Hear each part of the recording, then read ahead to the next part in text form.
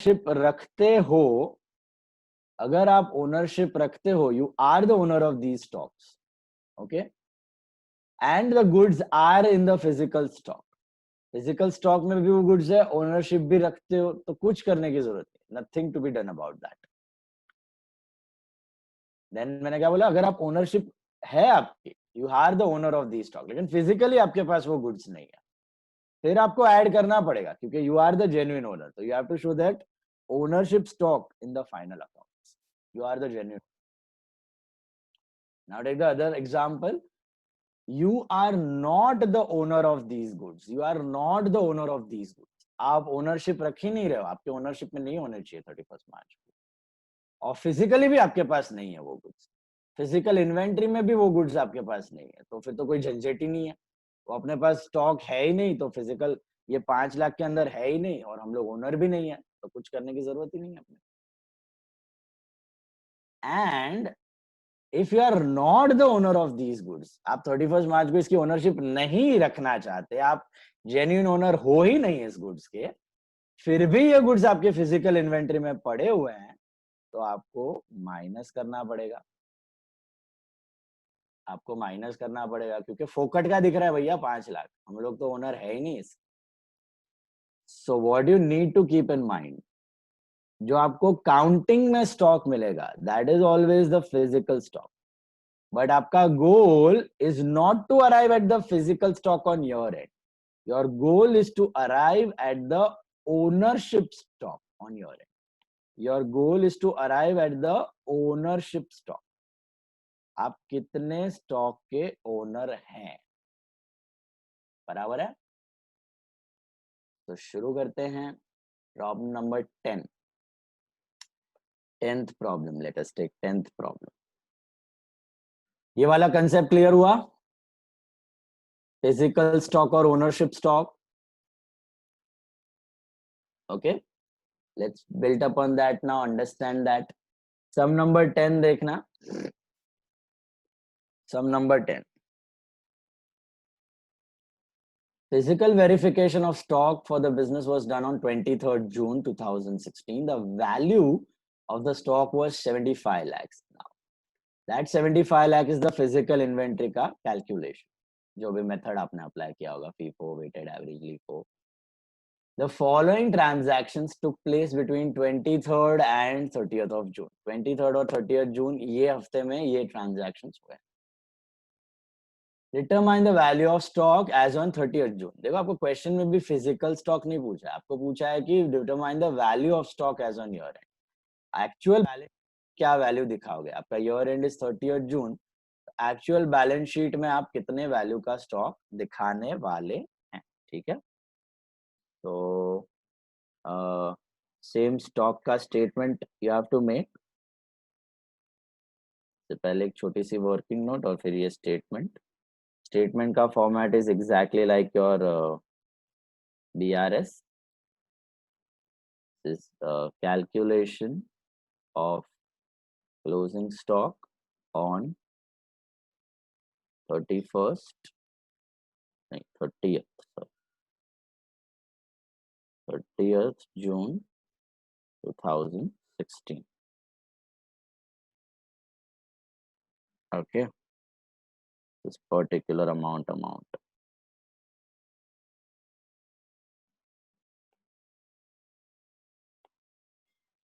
Now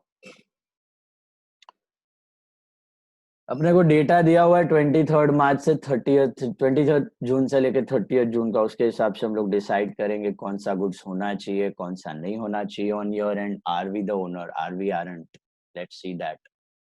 इसके लिए business में अलग अलग प्रकार की पॉलिसी होती है, ठीक है। क्या पॉलिसी होती है, देखो पॉलिसीज क्या होती है हमने सीखा है, policies, you remember policies, policies are nothing but internal rules followed by the business within the purview of the standard and within the purview of the concepts। concepts के बेसिस पे स्टैंडर्ड्स बनाए गए फॉर्मलाइज करके, standards के अंदर रहते हुए, not violating any standard, if you choose any principle or methods for your business, they are called as your policies, they are called as your policies। हमने इसमें से एक हाथ पॉलिसी ऑलरेडी लर्न की हुई है। What are the learn? एक policy हमने लर्न किया है, याद है? अकाउंटिंग पॉलिसी एक डिस्कस की है already. Depreciation, method of depreciation. Accounting standard बोलते हैं चार्ज करो, लेकिन करना है, जरूरी है, डेप्रिशिएट हो रहा है एसेट, मैचिंग कंसेप्ट है, थोड़ा थोड़ा करके कॉस्ट दिखाना है, वगैरह वगैरह। कौन सी मेथड आप अप्लाई करो आपकी चॉइस है। एफआईएम कर रहे हो तो एफआईएम पे स्टिक रहो, आरबीएम कर रहे हो तो आरबीएम पे स्टिक रहो, सम ऑफ द इयर्स कर रहे हो तो उस पे स्टिक रहो, नंबर ऑफ आवर्स प्रोडक्शन कर रहे हो तो उस पे स्टिक रहो। Stick to the method which you are using, that's your policy. Why you are supposed to stick to that method? दूसरे लोग आपके बिजनेस को प्रेडिक्ट कर रहे हैं, फ्यूचर ट्रेंड प्रेडिक्ट कर रहे हैं, तो decision making is based on your accounting results. अगर आप एक पॉलिसी रखोगे तो आपका year on year consistency maintain रहेगा। पॉलिसी को सेम रखने का रीजन यही है कि आपका कंसिस्टेंसी कंसेप्ट फॉलो हो। वैसे ही यहां पर बिजनेस में एक और पॉलिसी होती है, how to recognise sales and purchase. How to recognise sales and purchase, ठीक है? अभी सुनना ध्यान से। नॉर्मली सोल प्रोप्राइटरी बिजनेस में है ना, सेल परचेज ट्रांजैक्शन में हम लोग इतना ध्यान नहीं देते। परचेज की एंट्री हुई, रिकॉर्ड कर दी, सेल की एंट्री हुई, दे दी, रिकॉर्ड कर दी।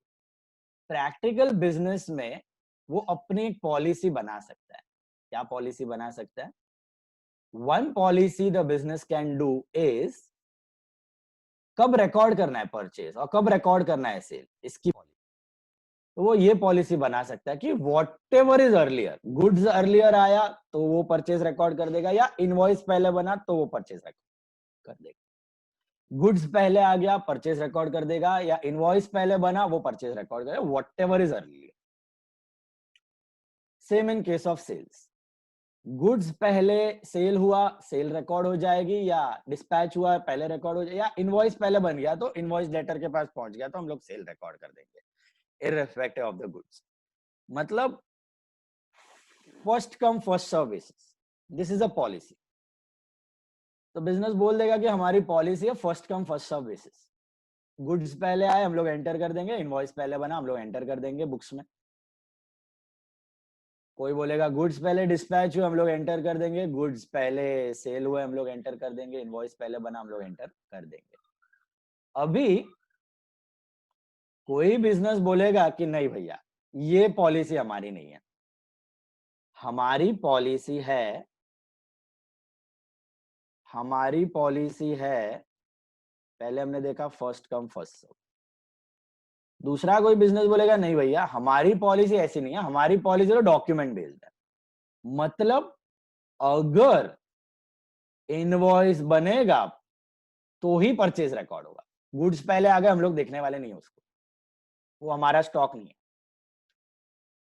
तो इनवॉइस बेसिस की पॉलिसी होती है, इनवॉइस बेसिस। मतलब कोई बिजनेस बोलेगा कि जब तक परचेज इनवॉइस रेडी नहीं हो जाता है वो हमारा परचेज नहीं है, जब तक सेल इनवॉइस रेडी नहीं हो जाता है वो हमारा सेल नहीं है। इनवॉइस बेसिस, इनवॉइस बना तो हम परचेज रिकॉर्ड करेंगे, इनवॉइस बना तो हम सेल रिकॉर्ड करेंगे, first come first serve basis पे नहीं होगा। Okay, this is a policy of a business. कोई बिजनेस तीसरी पॉलिसी अप्लाई करेगा, वो बोलेगा क्या कि परचेज के केस में, इन केस ऑफ परचेज जो पहले आया मैं रिकॉर्ड कर दूंगा, फर्स्ट कम फर्स्ट सर्व, इसकी कॉम्बिनेशन यूज करेगा, फर्स्ट कम फर्स्ट सर्व। लेकिन सेल्स के केस में मैं बहुत पाबंद हूं भैया, मैं अपनी इनकम को एकदम जेन्युइनली देखना चाहता हूं, रेडीली इनवॉइस रेडी होगा तो ही मैं सेल्स रखाऊंगा। गुड्स आएंगे तो मैं रिकॉर्ड नहीं करने वाला, गुड्स आएंगे वो शायद वापस भी मंगवा लें, अगर मेरे पास डॉक्यूमेंट नहीं है मैं कुछ कर नहीं पाऊंगा, so I want to be very very safe.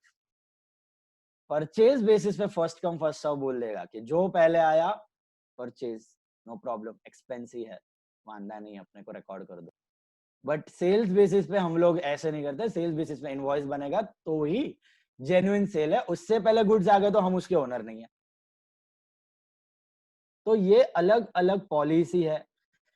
एक और पॉलिसी हो सकती है, क्या पॉलिसी हो सकती है, कुछ ज्यादा ही लीनियंट है बंदा, सेल के केस में first come first serve basis apply कर रहा है, मतलब फर्स्ट गॉन ऐसा जो पहले डिस्पैच हुआ, गुड्स पहले गया तो सेल, या इनवॉइस पहले चला गया तो सेल रिकॉर्ड कर देगा बुक्स में। गुड्स पहले चले गए तो भी सेल, इनवॉइस पहले चला गया तो भी सेल, जो पहले हुआ वो। परचेज के केस में बोलेगा नहीं भैया, इनवॉइस बेसिस, इनवॉइस आएंगे तो ही हम परचेज रिकॉर्ड करेंगे, वरना नहीं करेंगे। तो these are the various policies adopted by companies to record purchase and sales. Did you get the logic behind this? ये फर्स्ट कम फर्स्ट सर्व और इनवॉइस का मतलब क्या हो रहा है? फर्स्ट कम फर्स्ट सर्व मतलब जो पहले आया वो। अब तक आप लोग जो भी अज्यूम कर रहे थे 11th और 12th स्टैंडर्ड में, that was first come first serve. whatever you were assuming till 11th and 12th standard, that was, छोटे बिजनेस यही करते हैं, ज्यादा मगजमारी नहीं करते हैं, जो पहले आया कर दो, एक दो दिन में आने ही वाला है, बनने ही वाला है इनवॉइस, या इनवॉइस बन गया तो एक दो दिन में गुड्स आने ही वाला है, सिमिलर टाइम पे ही होता है, मोस्टली सब सेम डे पे ही होता है, तो लफड़ा नहीं होता है अपने को। बड़े बड़े बिजनेसेस में क्या है, थोड़ा ट्रांजिट पीरियड कभी बड़ा हो जाता है, बड़ा कंसाइनमेंट होता है, गुड्स आने जाने में देरी हो जाती है, प्रॉब्लम्स हो सकती हैं इन ट्रांसपोर्ट। ये बड़ी कंपनियों के, बड़ी बिजनेसेस के लिए you have this for basically for companies. First come, अब तक जो भी हम अज्यूम कर रहे थे, स्टॉक के भी सम हमने कल किए first come first serve basis का। ओके, तो ये मैं आपको पॉलिसीज इसलिए बता रहा हूं क्योंकि कभी कभार problem, you might get a particular policy कि भैया कंपनी की policy first come first serve है ही नहीं, कंपनी की पॉलिसी है ये है कंपनी की पॉलिसी। क्या है? Purchase is on first come first serve basis और sales is on invoice basis. I'll give you an example how it will affect your statement of stock. You got the stock value to be 6 lakh rupees. You got the stock value on your end, physical stock value to be 6 lakh. Physical stock value. Your end, 31st March. Now, your policy is this: purchase is on first come first serve, sales is on invoice basis. Invoice नहीं बनेगा तब तक cell नहीं है भाई, cell नहीं है, invoice नहीं बनेगा तब तक सेल नहीं है। अभी आपको इंफॉर्मेशन में दिया है कि आपने 30th मार्च को 10,000 के गुड्स डिस्पैच कर दिए फॉर सेल, इनवॉइस नहीं बना। 30th मार्च को you have dispatched goods of 10,000, invoice नहीं बना सेल का, अभी तक डिस्पैच हो चुके हैं goods on 30th March, 31st मार्च तक इनवॉइस नहीं बना। तो थिंक एंड टेल मी, अगर आपने 10,000 के गुड्स डिस्पैच कर दिए हैं तो क्या वो गुड्स ये 6 लाख के अंदर होंगे? नहीं होंगे क्योंकि निकल चुके हैं। बेसिकली 6 लाख 10 थे, 10 चले गए तो अभी 6 लाख बचे।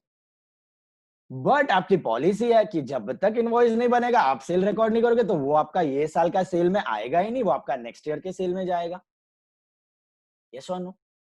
आप इनवॉइस ऑब्वियसली नेक्स्ट ईयर बनाओगे, अप्रैल में बनाओगे, तो उस साल के सेल में होना चाहिए।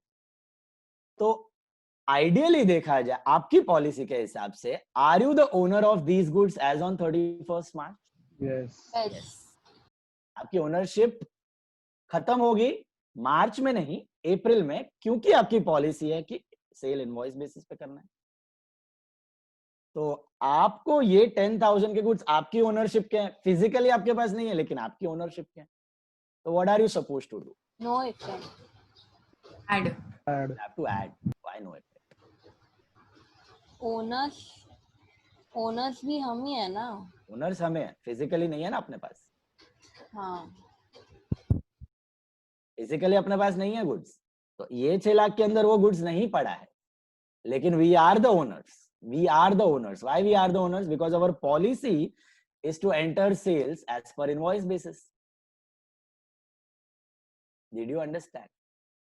So we will add those goods, 10,000 add करके अपना स्टॉक ईयर एंडिंग पे हम लोग ऐसा नहीं बताएंगे 6 लाख है भैया, अपना स्टॉक तो अभी भी 6,10,000 है, अभी तक इनवॉइस बना नहीं है, तो सेल में रिकॉर्ड करूंगा नहीं। अगर सेल रिकॉर्ड किया नहीं है तो अभी भी ओनरशिप मेरी है, इनवॉइस बनने के बाद ही सेल एंटर होगा, फिर होगी, तो अभी तक ओनरशिप लूज नहीं हुई हमारी। It's lying with us. Now let's take the same example with this policy. यही एग्जाम्पल लेते हैं, same example with the second policy. 6 lakh के गुड्स थे, 30th मार्च को 10,000 के गुड्स डिस्पैच हो गए हैं, इनवॉइस अभी तक नहीं बना. ठीक है, सेम एग्जाम्पल. अब पॉलिसी क्या है कंपनी की? Sale on first come first serve basis. मतलब जो पहले हुआ वो, गुड्स पहले गया तो सेल रिकॉर्ड हो जाएगा, या इनवॉइस पहले गया तो सेल रिकॉर्ड हो जाएगा.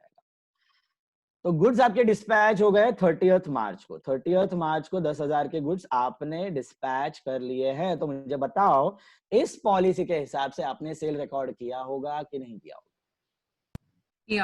किया होगा. कर लिया होगा. तो are you the genuine owner of these goods? No. अच्छा, क्योंकि गुड्स डिस्पैच हो गए हैं तो क्या ये 31 मार्च के फिजिकल इन्वेंटरी में पड़े होंगे? नहीं. कुछ भी करने की जरूरत है यहाँ पे? कुछ करने की जरूरत नहीं है. 6 लाख का 6 लाख रहने दो. दोनों एग्जाम्पल में फर्क क्या हो रहा है, समझ आ रहा है आपको? पॉलिसी चेंज हो गई कंपनी. पहली पॉलिसी में कंपनी बोल रहा था इनवॉइस बनेगा तो ही मैं सेल रिकॉर्ड करूंगा. सेल रिकॉर्ड करूंगा उसका मतलब उसके बाद मेरी ओनरशिप सीज हो जाएगी, उसके बाद I am no more the owner of those goods. But invoice नहीं बना तब तक मैं उस गुड्स का ओनर ही हूं,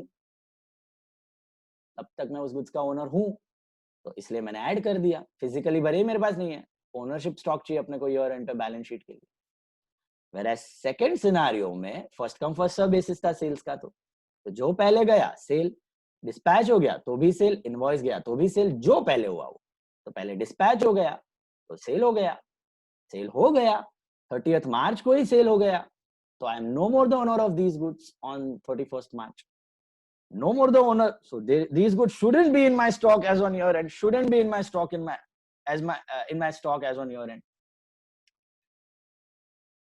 तो नहीं होना चाहिए, और है भी नहीं वैसे भी, क्योंकि डिस्पैच हो चुका है, फिजिकल क्वांटिटी भी नहीं है, तो कुछ करने की जरूरत नहीं है. Keep the stock as it is. Keep the stock as it is. Are you getting this point?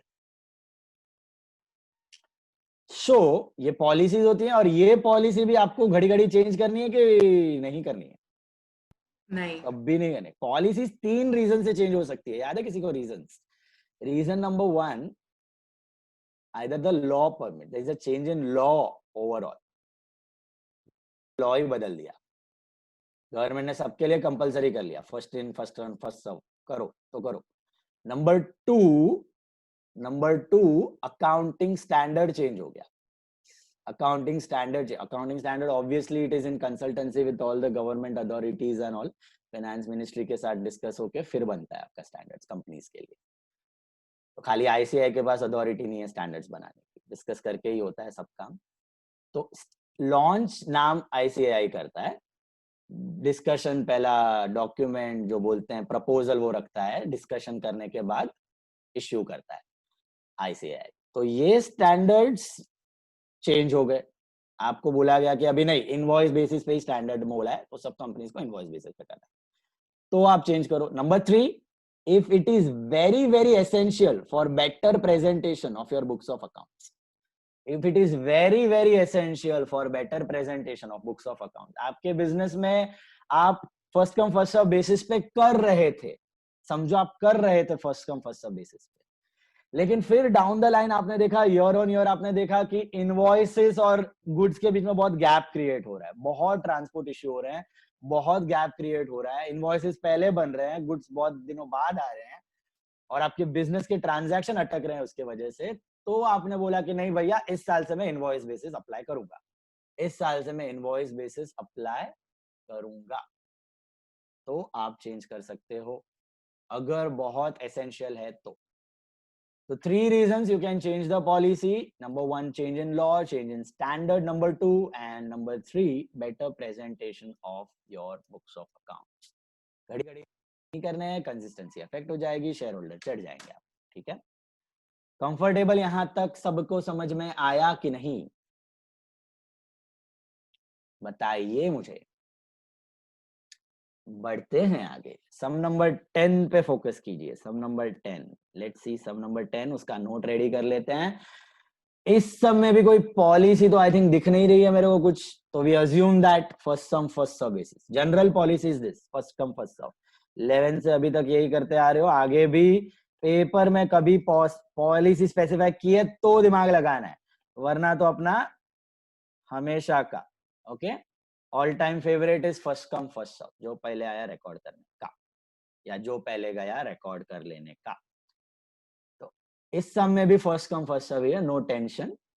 Out of the goods sent on consignment, goods at cost worth 4,60,000 were unsold. Now, what is the information given to you? 23rd जून को आपने physical stock taking की, 23rd जून को you did the physical stock taking.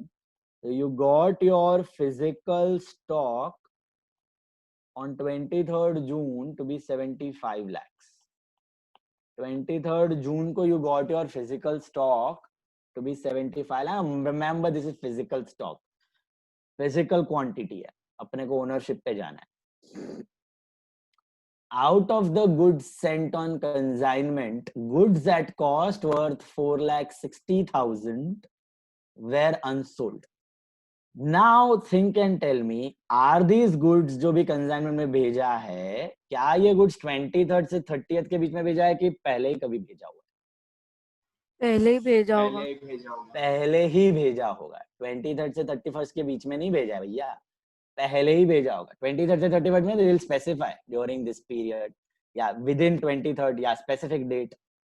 तो हमने example में भी देखा, cell और रिटर्न और कंसाइनमेंट आपको दिया तो पहले ही कभी भेजा हुआ है, विद इन दैट पीरियड है तो they will specify with in that period, otherwise पहले 1 महीना पहले ही भेज दिया है। ये गुड्स आपने किसी को भेजे कि किसी ने आपको भेजे हैं? हमने किसी को भेजा। हमने किसी को 1 महीने पहले समझो 4,60,000 के गुड्स भेजे हैं, बट ईयर एंड तक वो अनसोल्ड हैं, वो बिके नहीं है अभी तक, ओके बिके नहीं है, अनसोल्ड है। तो अभी ईयर एंड पे फिजिकली स्टॉक किसके पास होगा? कंसाइनी के पास होगा, एजेंट के पास होगा। But who is the genuine owner of that stock? The genuine owner. Ask yourself a simple question. Are that 4,60,000 ka goods inside this 75 lakhs? No. So what are we supposed to do over here? Add. Add करना ही पड़ेगा, छुटकारा ही नहीं है, add करोगे तो ही चलेगा। Genuine ownership हमारा ही stock है, कंसाइन्ड स्टॉक, और कितना ऐड करोगे? पूरा 4,60,000, फुल 4,60,000, यही कॉस्ट प्राइस है, ये सेलिंग प्राइस नहीं है। आप तो कॉस्ट प्राइस पर ही सेंड करोगे ना कंसाइनी को, ओके आप तो कॉस्ट प्राइस पे, समटाइम्स मार्कअप पे करते भी हो, इनवॉइस प्राइस पे, वो भी एग्जांपल हम लोग देखेंगे। बट अगर कुछ इंफॉर्मेशन नहीं दिया तो this itself is the cost price of those goods and you simply add because that belongs to your stock. Is that clear? Consignee margin लगा के आगे बेचता है, वो आपका सेल हो जाता है। समझ आई ये वाली चीज? सबको समझ आई? बढ़ते हैं आगे, next one. Purchases of 8 lakhs were made, out of which 2,70,000 were delivered on 5th July. अभी ये कौन सा परचेज होगा? Purchases of 8 lakhs were made, ये पूरे साल के परचेज के कि ये इस पीरियड के परचेज? ये पीरियड के परचेज, ये इस पीरियड के परचेज है, इस पीरियड के ही होंगे। पूरे साल के तो परचेज आपको देंगे नहीं अभी, वो तो ऑलरेडी स्टॉक में एंटर हो गए हैं। तो purchase sale, purchase return, sales return का डेटा ये कुछ नहीं दिया तो ये इस पीरियड को ही बिलोंग करेगा। Purchase sales, purchase return, sales return, इसके बारे में कुछ इन्फो नहीं है तो सेम पीरियड। तो 23rd जून से लेके 30th जून में आपने 8 लाख का परचेज किया। Let's bifurcate, let's make it very simple. 2,70,000 को अलग ही रखते हैं, 8 लाख का आपने परचेज किया, उसमें से डिवाइड कर लेते हैं, 2,70,000 को अलग रखते हैं, अलग से देख लेंगे उसको, और 5,30,000 को अलग रखते हैं, ठीक है। Let's take this 5,30,000 first. 5,30,000 का goods you have purchased during this period, और गुड्स कब डिलीवर हुआ, कुछ कब क्या डिलीवर हुआ पता नहीं है, तो क्या अज्यूम करोगे कब डिलीवर हुए हैं ये 5,30,000? पहले हो चुके हैं, यही पीरियड में हुए हैं ना, 23rd जून और 30th June. Normally if nothing is given delivery के बारे में, तो जिस दिन पे इनवॉइस बना वो दिन पे गुड्स आ गया, सेम अजम्पशन है अपना। सो 23rd और 30th जून के बीच में परचेज हो गया, normal purchase, which we assume normal purchase देते हैं तो गुड्स आ गया, इनवॉइस बन गया, सब तभी हो गया। अभी अपने को ढूंढना है stock on your end. So are we the genuine owner of these goods on your end? Yes. हमारा परचेज है 23rd जून और 30th जून के बीच में आ गया ना, 5,30,000, तो हमारा ही ओनरशिप का गुड्स होना चाहिए। क्या ये 5,30,000 के गुड्स 75 लाख के अंदर पड़े हुए हैं? नहीं पड़े हुए हैं, क्योंकि डिलीवरी कब हुई है इसकी? 23rd और 30th जून के बीच में हो गई है, राइट? तो 75 लाख के अंदर तो नहीं है, लेकिन योर एंड के स्टॉक में होने चाहिए, होने ही चाहिए ऑब्वियसली। तो we are suppose to add those purchases of 5,30,000 rupees. लेकिन अ क्वेश्चन, अगर ये 5,30,000 के गुड्स 23rd जून से पहले ही डिलीवर हो चुके होते, तो ये कुछ नहीं होता था। We No wouldn't have done effect. anything. 23rd जून के पहले ही डिलीवर हो चुके होते, would you have done anything to your stock? No. No, no effect. No effect. Why? Because first come first serve basis है, तो पहले ही ओनरशिप आ गई है, पहले ही डिलीवरी हो चुकी है, परचेज पहले ही हो गया है, स्टॉक में भी पड़ा हुआ है, कुछ करने की जरूरत नहीं है। Are you getting this? We are the owner as it is and these goods are there in stock. वापस ऐड करोगे तो डबल काउंटिंग हो जाएगी, स्टॉक में स्टॉक बढ़ा रहे हो तुम। Are you getting this? तो कुछ करने की जरूरत नहीं होती अगर 23rd जून के पहले डिलीवर हो जाते तो। Now think about this one, this example 2,70,000। ध्यान से आराम से सोचने का, क्या हुआ? 2,70,000 का गुड्स हमने खरीदा है 23rd और 30th जून के बीच में, चलो इनवॉइस बना दिया होगा तभी। डिलीवरी कब हुई है? 5th of July को हुई है, नेक्स्ट मंथ में हुई है। Delivery is on 5th of July। Policy के बारे में कुछ नहीं दिया, क्या अज्यूम करना है? फर्स्ट कम फर्स्ट सर्व, मतलब परचेज हो गया है तो परचेज जेन्युइन है between 23rd and 30th June. Agree और डिसएग्री? Yes. अग्री। तो are we the owner of these 2,70,000 Yes. Goods on your end? Yes. Yes. Next question, are these 2,70,000 का गुड्स No. No. Physical inventory? No. No. Okay, now are we suppose to add these goods? Yes. Yes. कुछ नहीं करोगे तो चलेगा।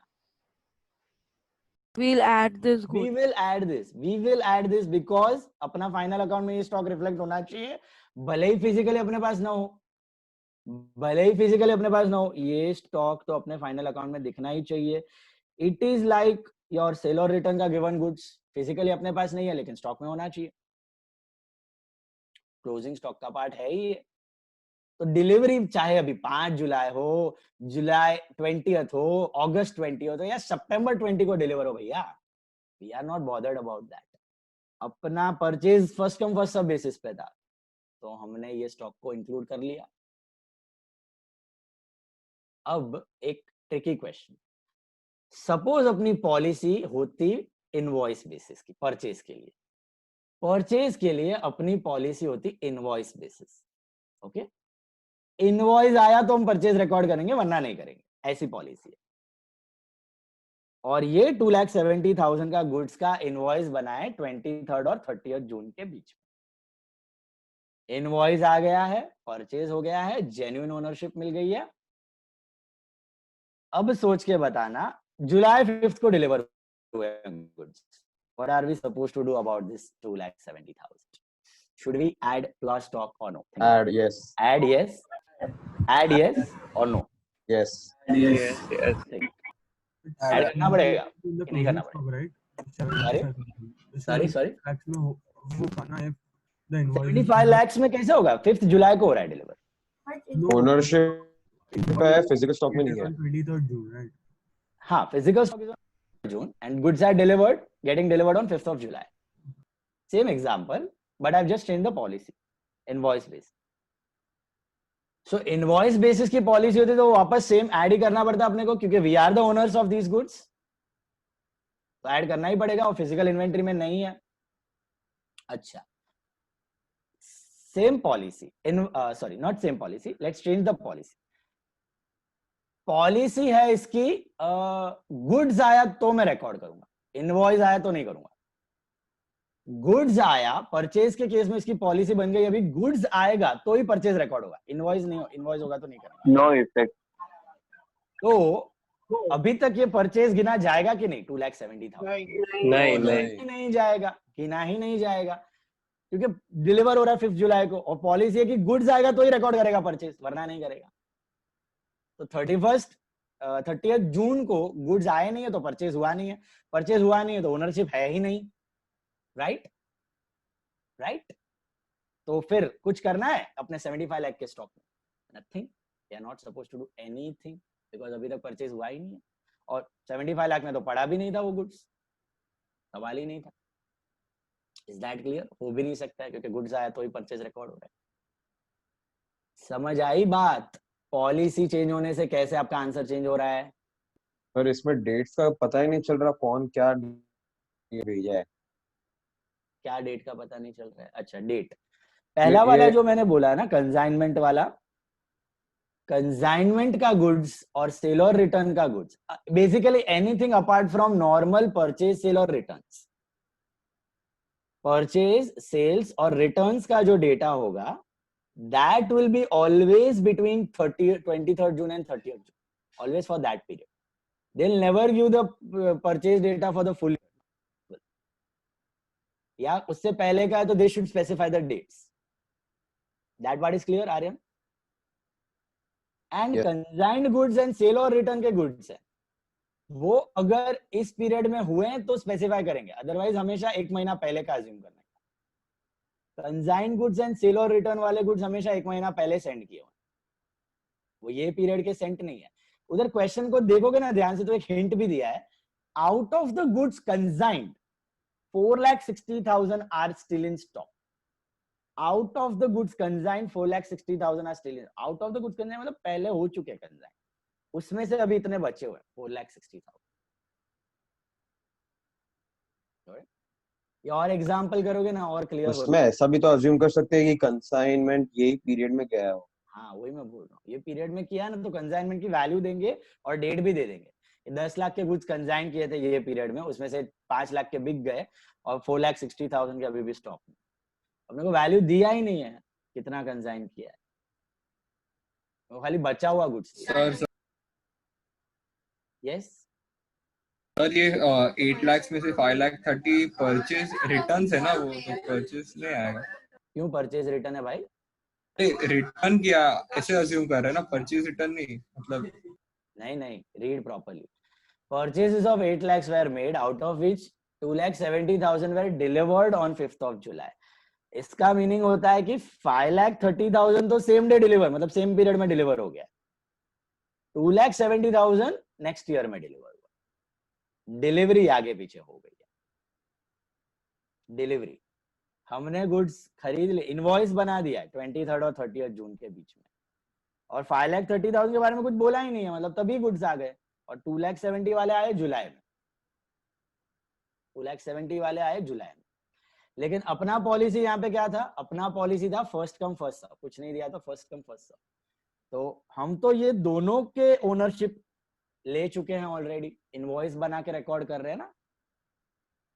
तो 23rd और 30th जून के बीच में पूरा इनवॉइस बन गया है 8 लाख का, तो पूरा का पूरा स्टॉक अपने ओनरशिप में होना चाहिए, और गुड्स तो कोई भी नहीं है ये 75 लाख के अंदर, क्योंकि डिलीवरी एक की 23rd और 30th जून के बीच में हुई है और दूसरे की जुलाई में हुई है। Getting this? We are the owners, so yeah, we are supposed to record it. Yes.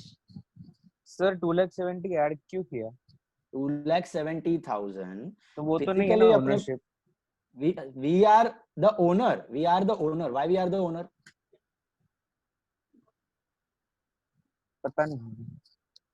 23rd और 30th जून के बीच में परचेज किया है, हाँ first come first serve basis है, हाँ तो इनवॉइस बन गया होगा, तभी डिलीवरी हुई है, ऐसा दिया है। सर किधर दिया इनवॉइस बना है? इनवॉइस नहीं बना होगा तो कुछ दिया ही नहीं होगा, it is not a part of your purchase. हाँ परचेज दिया है मतलब कुछ तो हुआ है, डिलीवरी हुई है या इनवॉइस बना है। तो अगर डिलीवरी आपकी बाद में हुई तो वो तो नेक्स्ट ईयर का ही परचेज हो गया। इनवॉइस आपका बाद में बन रहा है, डिलीवरी भी बाद में हो रही है, तो ये पीरियड का परचेज ही नहीं है। अपने को क्या दिया, परचेजेस वेर 8 lakhs यहाँ का, तो इनवॉइस उसका 8 लाख का बन चुका है।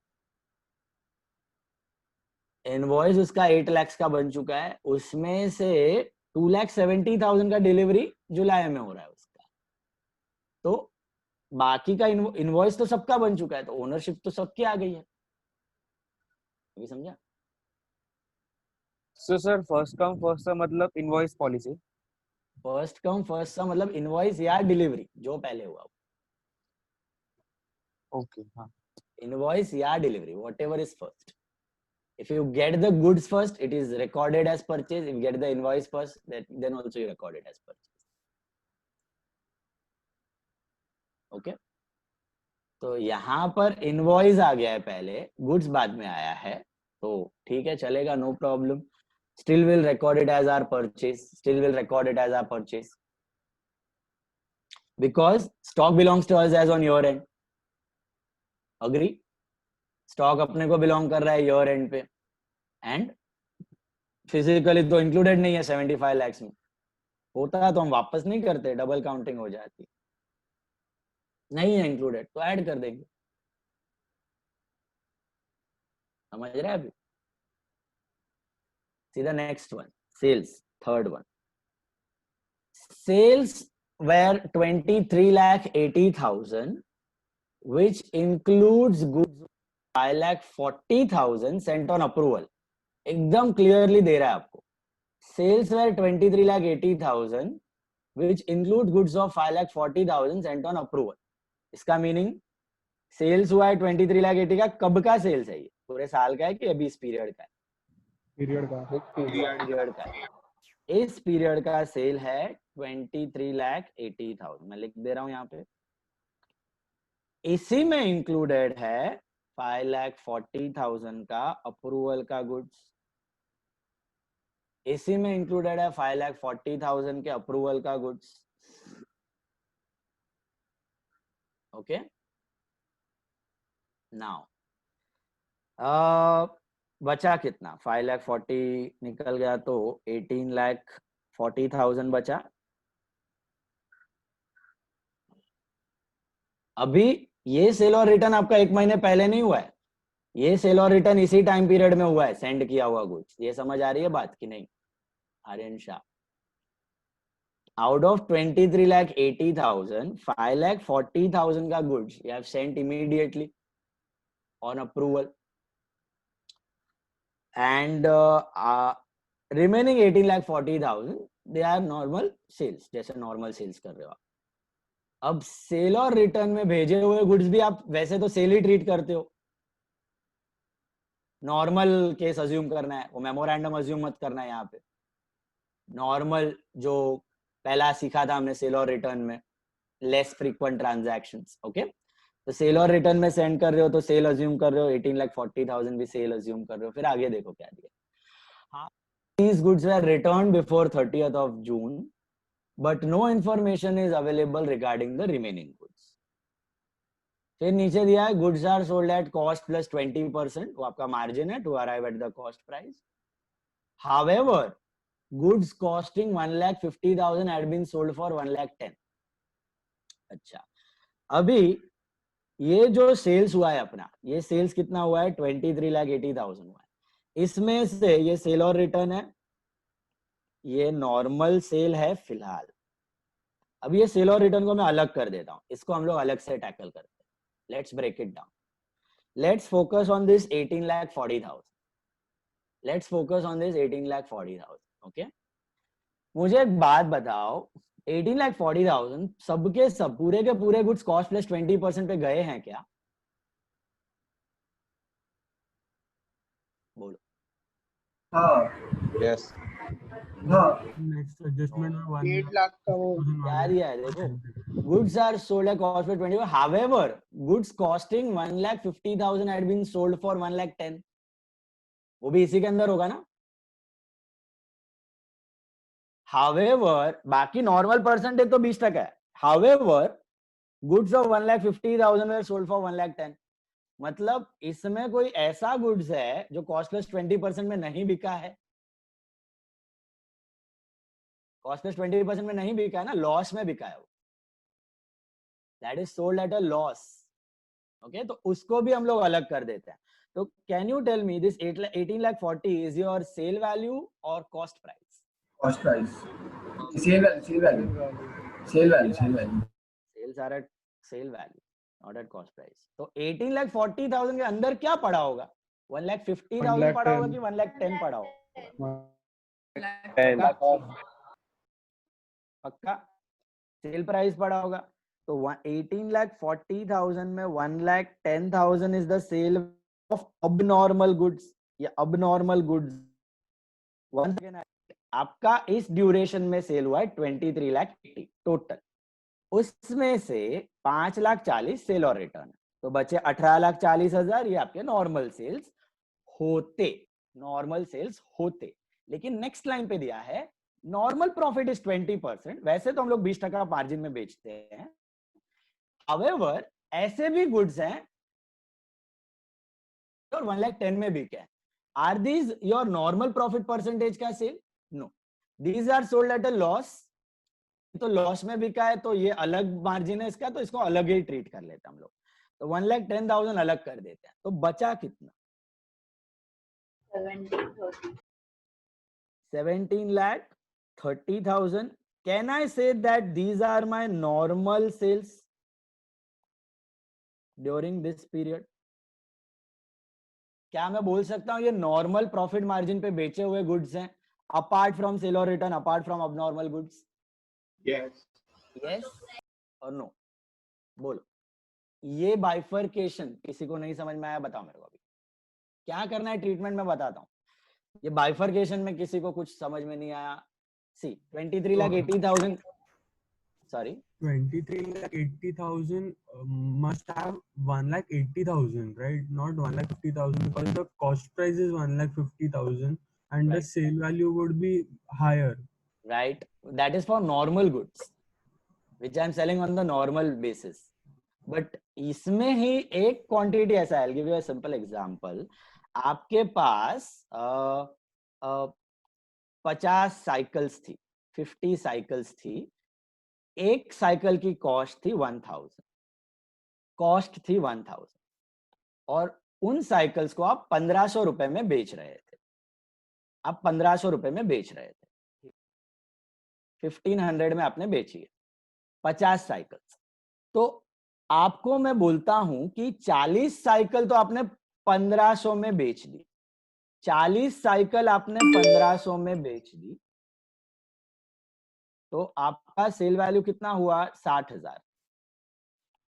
और 10 साइकिल बारिश की वजह से, जंग लगने की वजह से आपको 800 रुपए में बेचनी पड़ी। कितने में बेचनी पड़ी? 800 रुपए में। तो 10 इंटू 800, 8,000 हो गया इसका सेल वैल्यू। अब आपको अगर मैं बोलूं कि आपका नॉर्मल प्रॉफिट क्या था, तो normal profit was 50% on cost, क्योंकि 1,000 की थी और आपने 1,500 में बेचनी थी।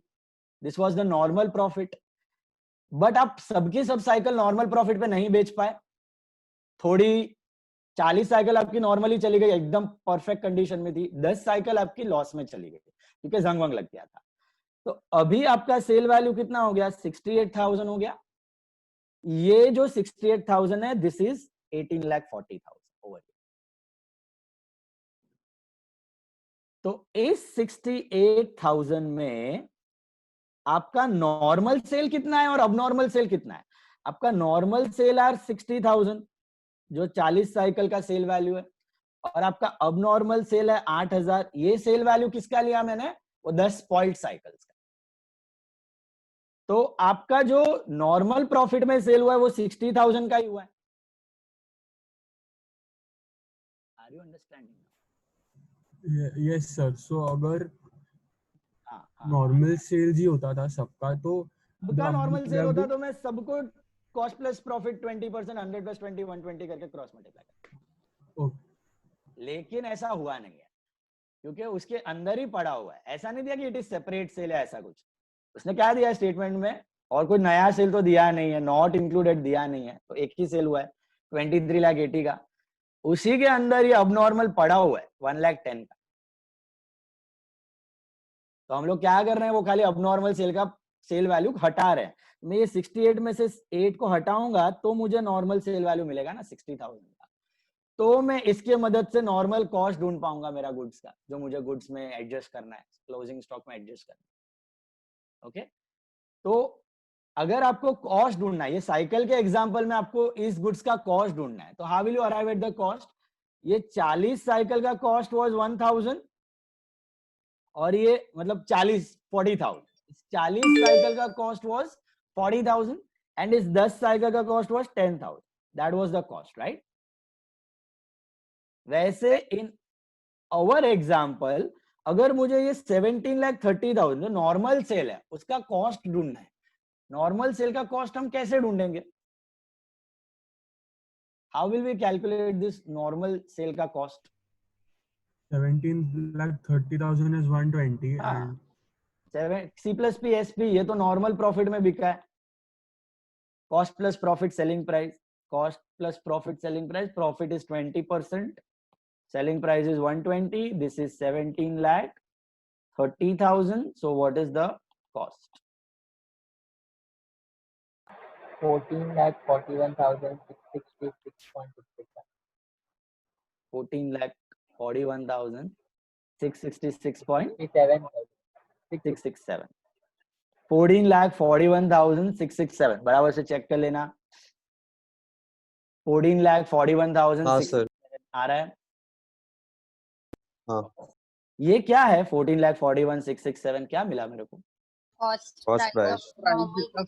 नॉर्मल 17,30,000 है उसका कॉस्ट प्राइस। एकदम नॉर्मल सेल का कॉस्ट है। इसमें सेल और रिटर्न पड़ा है कि नहीं है?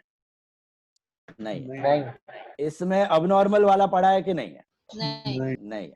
ठीक है, उसको भी मैंने हटा दिया। अच्छा, अब नॉर्मल वाले में से मैंने क्यों 1,10,000 माइनस किया और क्यों 1,50,000 माइनस नहीं किया? 1,10,000 उसी पे बेचा है। उसी पे बेचा है, और ये भी क्या है? बेचा हुआ प्राइस है, टोटल सेल वैल्यू है, सब सेल वैल्यू। तो सेल वैल्यू में से सेल वैल्यू ही माइनस करोगे ना, सेल वैल्यू में से कॉस्ट माइनस नहीं कर सकते आप। तो क्या हुआ है? ये ऐसा हुआ है कि 14,41,000 का जो कॉस्ट का गुड्स था वो नॉर्मल बिक गया। जैसे 40 साइकिल 40,000 का गुड्स 60,000 में बिक गया, नॉर्मल सेल हो गया। और 1.5 लाख का कॉस्ट का ऐसा गुड्स था जो 1,10,000 में बिका।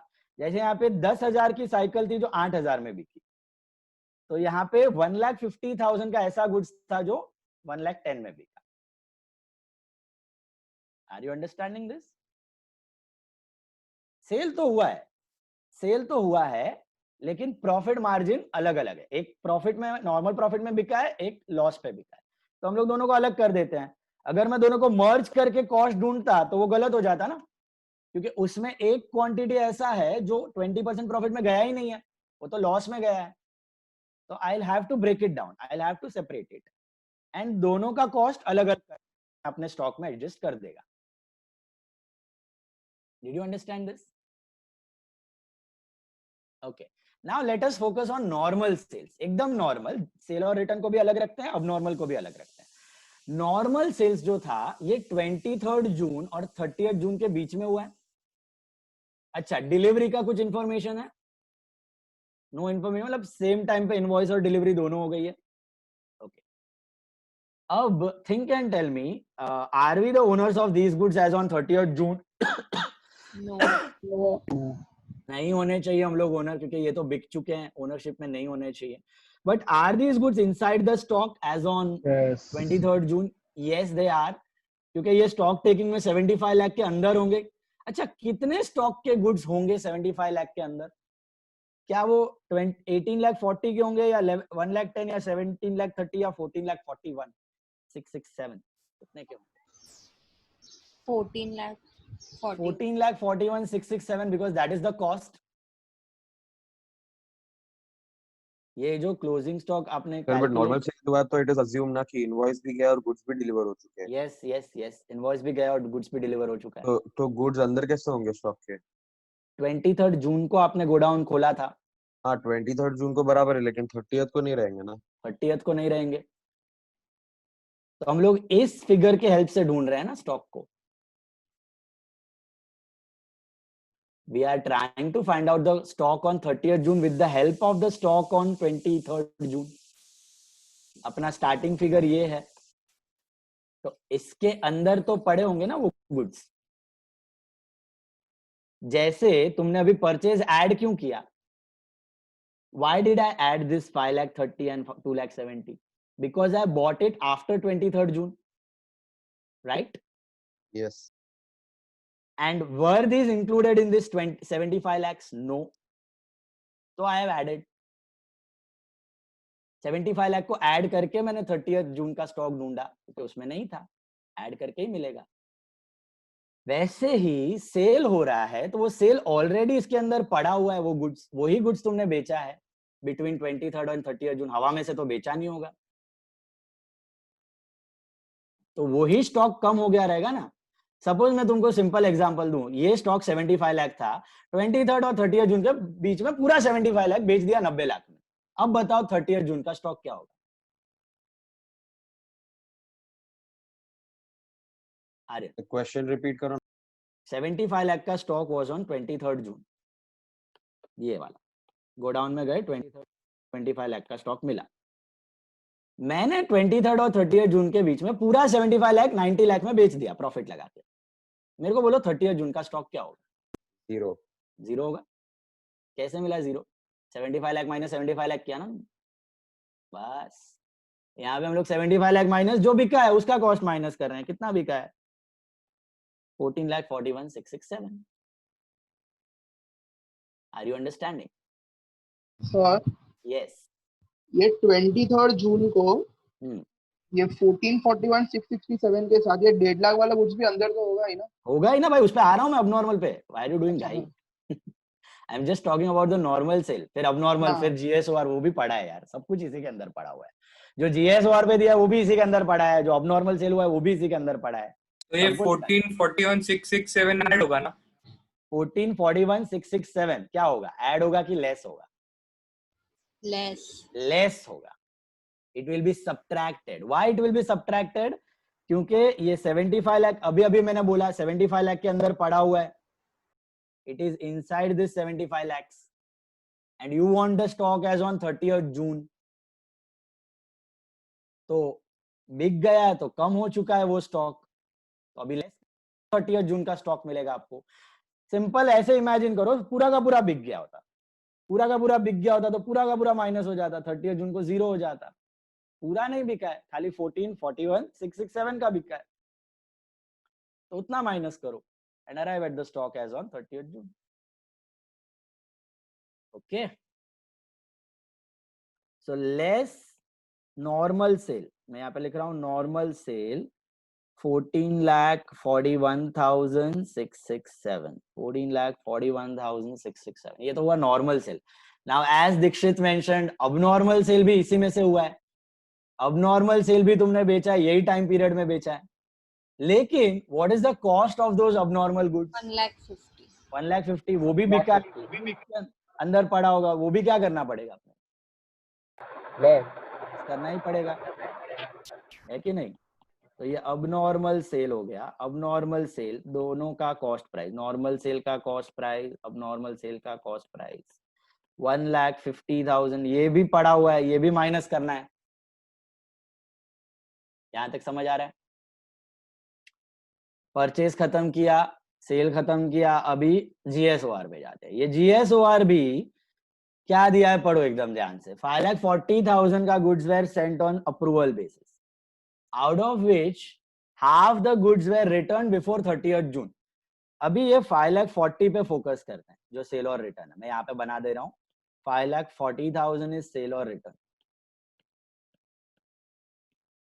इतना गुड सेंड किया है बिटवीन 23rd एंड 30th जून. इतना गुड सेंड किया है, इसमें से 2,70,000 बेचा भी और रिटर्न भी हो गया. ये सेल भी हुआ और सेल रिटर्न भी हो गया. बचा हुआ 2,70,000 का कोई जवाब नहीं आया है. Okay, now let's understand this पहला वाला 2,70,000. व्हाट अबाउट दिस पहला वाला 2,70,000? No effect. No effect. ये तो कॉमन सेंस है. वही टाइम पीरियड के अंदर बिका और रिटर्न भी हो गया, तो पहले जो स्टॉक था बाद में भी वही स्टॉक है. No change at all. इसमें किसी को कंफ्यूजन है? नहीं है पक्का? ओके, यही पीरियड में हुआ है, 23 जून से 30 जून के बीच में बेचा और वापस आ गया, ठीक है, वही स्टॉक गया वही स्टॉक आ गया, जो पहले थी सिचुएशन वही बाद में, no change at all. What about the remaining 2,70,000? ये बिका है बिटवीन 23 और 30 जून को, गया है, सेल हुआ है, बट इसका जवाब नहीं आया है till 30 June. assumed to be returned.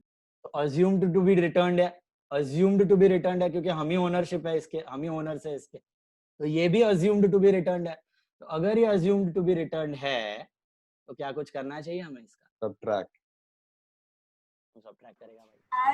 Add add होगा ना। नो इफेक्ट आएगा। नो इफेक्ट ओके ओके, पहले नो इफेक्ट होगा, no effect is the answer. Suppose you are telling add, okay let's go into that.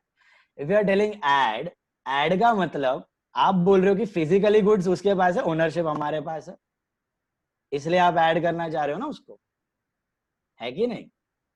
अभी थोड़ा दिमाग लगा के सोचना, ये गुड्स आपने कब सेंड किए हैं? 23 और 30 जून के बीच में सेंड किए हैं।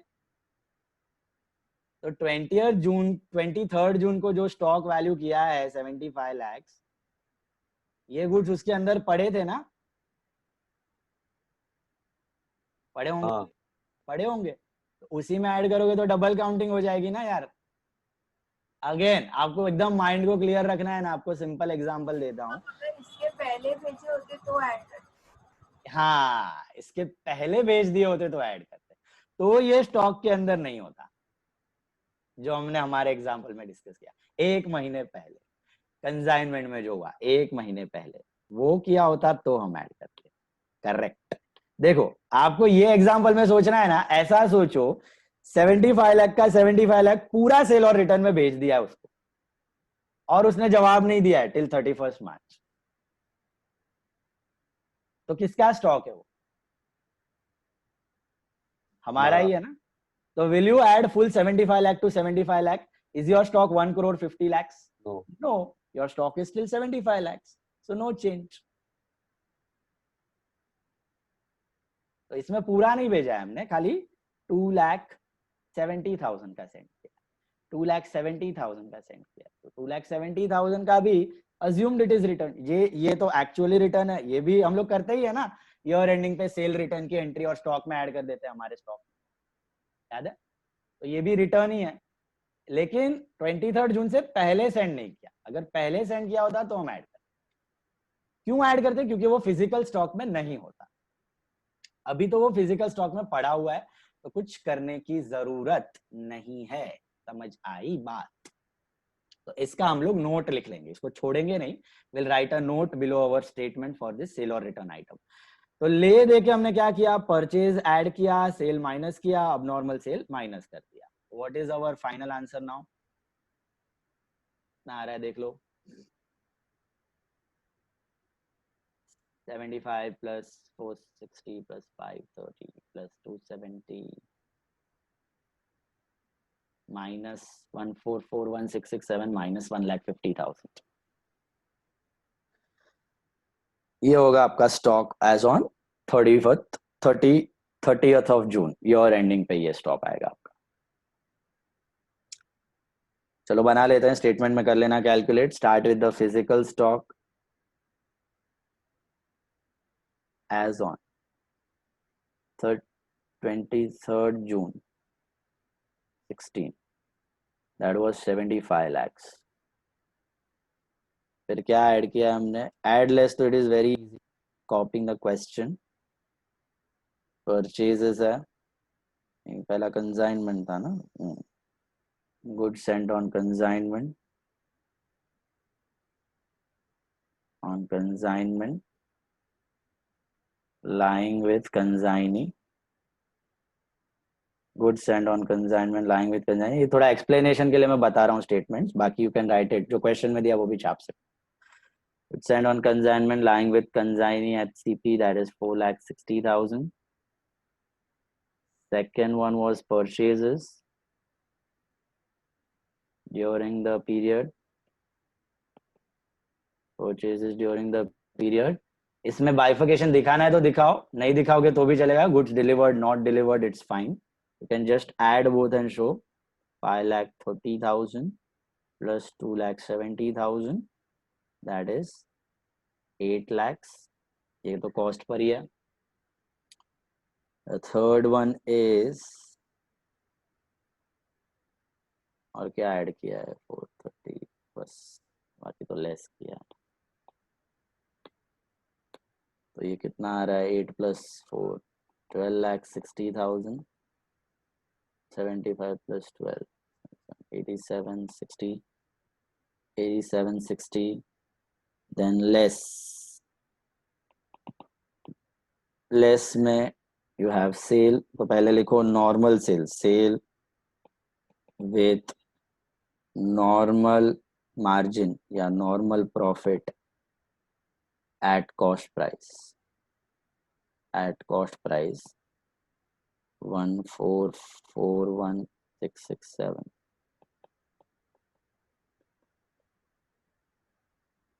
And second one, sale with abnormal selling price at cost price. You can also write sale of abnormal goods, spoiled goods, damaged goods. That was 1,50,000. And number 3, what? दो ही था less. बराबर है. कितना होता है ये? 1 lakh, 14 lakh 41, 14 lakh, 15 lakh 91,667 आ रहा है. This is your value of closing stock on 30th June 16. What's the answer final? 7168,333. 7168,333. 7168,333. Write a small note for those sale or return का stuff. Sale और return का एक छोटू सा note लिख लो.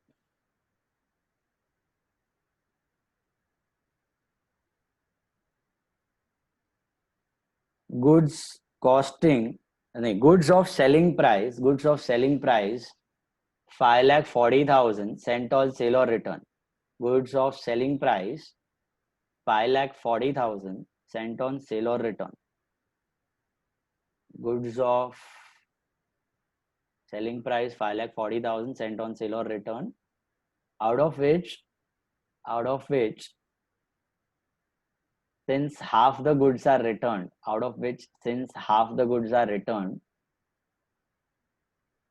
they will not have any effect on closing stock. Out of which, since half the goods are returned, they will not have any effect on closing stock. And the remaining half are assumed to be returned.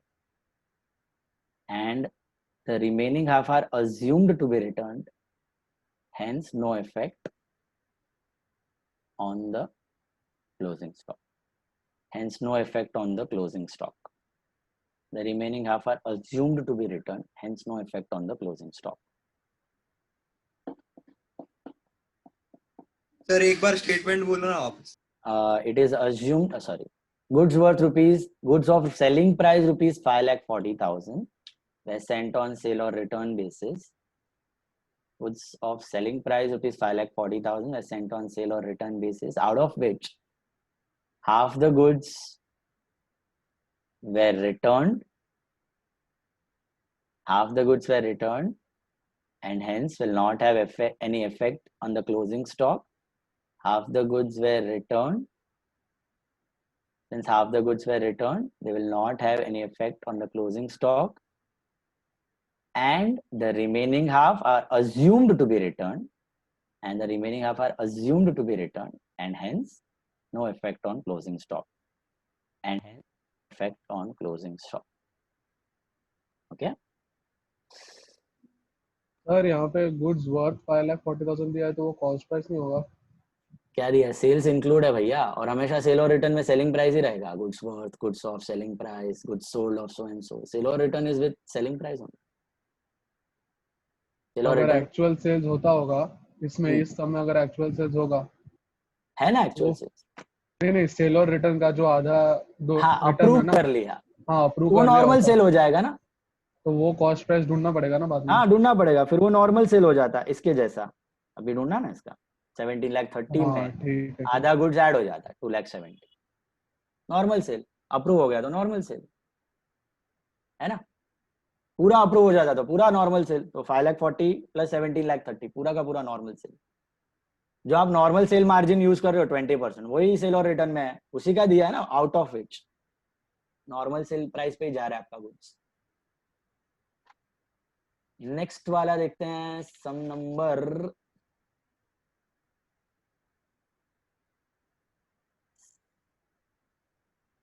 Number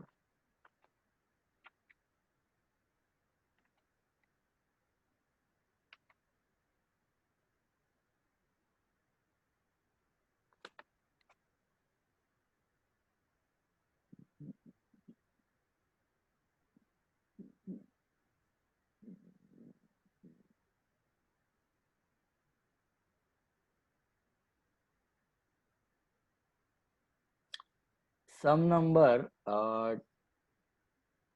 25, you try on your own, 25th sum try करो, 25th सम number 25 try करो,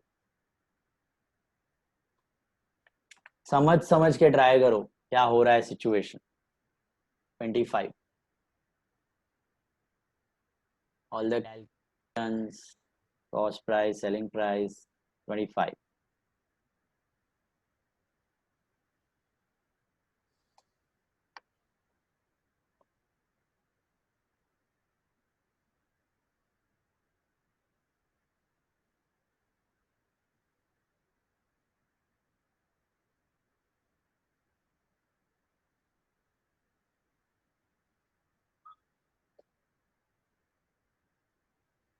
twenty fifth सम करो, उसके बाद हम लोग जाएंगे सम number 26 पे।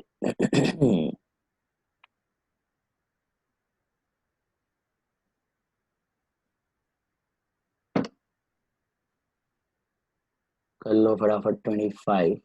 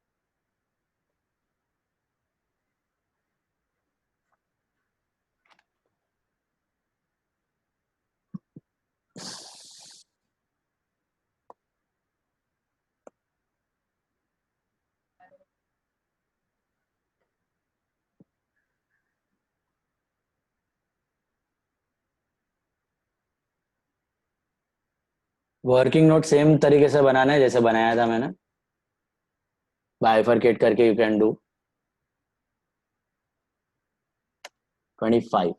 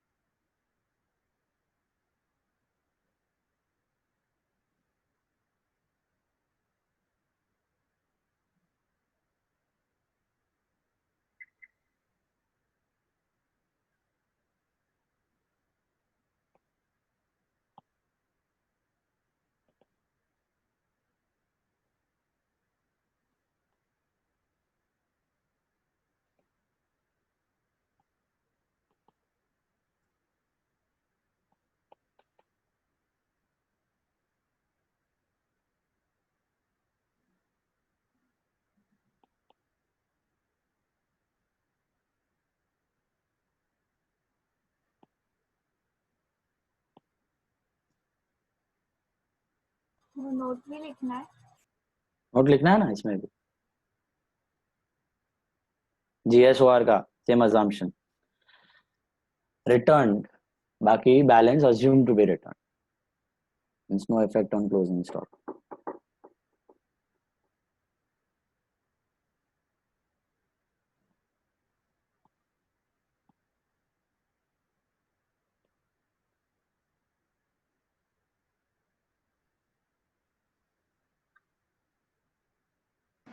Sir Yes, sir doubt है बोलो। सर, जो एबनॉर्मल गुड्स में जो लॉस हुआ है उसका क्या होगा? लॉस प्रॉफिट का तो अपने को लेना देना है ही नहीं, अपने को तो कॉस्ट अच्छा। है ना, लॉस तो P&L में जाएगा तुम्हारा अपने आप।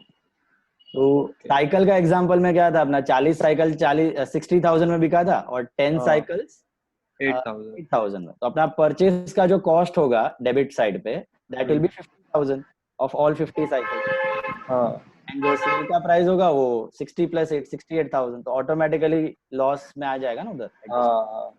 28,000 का 18,000 का नेट ग्रॉस प्रॉफिट आएगा। तो नेक्स्ट सम क्या बोला? 26 में कर रहा हूँ, भाई मत करो। तो मुझे लगा वो डेप्रिशिएट करके करना था, वैसे करके। डेप्रिशिएट करके कब करने का, जब अपने पास एट हैंड गुड्स हैं, बिके नहीं अभी तक। आर्यन, अपने पास गुड्स पड़ा हुआ है और उसका वैल्यू कम हो गया ना, कल जो हमने किया था, stock was lying with us, तो उसको कॉस्ट और एनआरवी व्हिचएवर इज लेस पे वैल्यू करो, तो डेप्रिशिएट करो।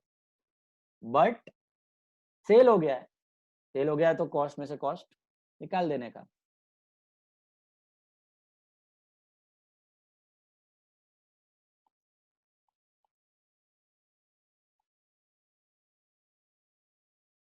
फाइनल आंसर क्या है सर? बता रहा हूँ, एक सेकंड, लेट मी कैलकुलेट। 4 और 5 times 3।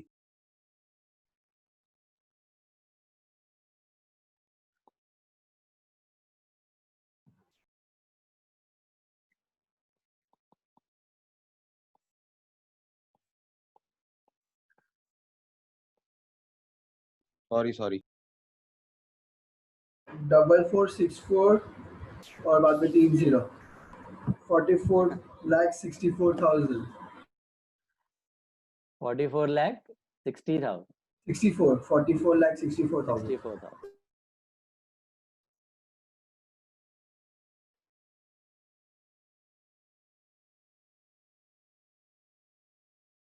ये सेल का चीज क्या है अपने को देखना पड़ेगा। कितना टोटल 13,60,000 का सेल हुआ था, उसमें से सेल और रिटर्न का अलग कर देते हैं 3,20,000। ये तो बिका और रिटर्न हो गया, नो इफेक्ट, नोट में चला जाएगा। बचा 10,40,000।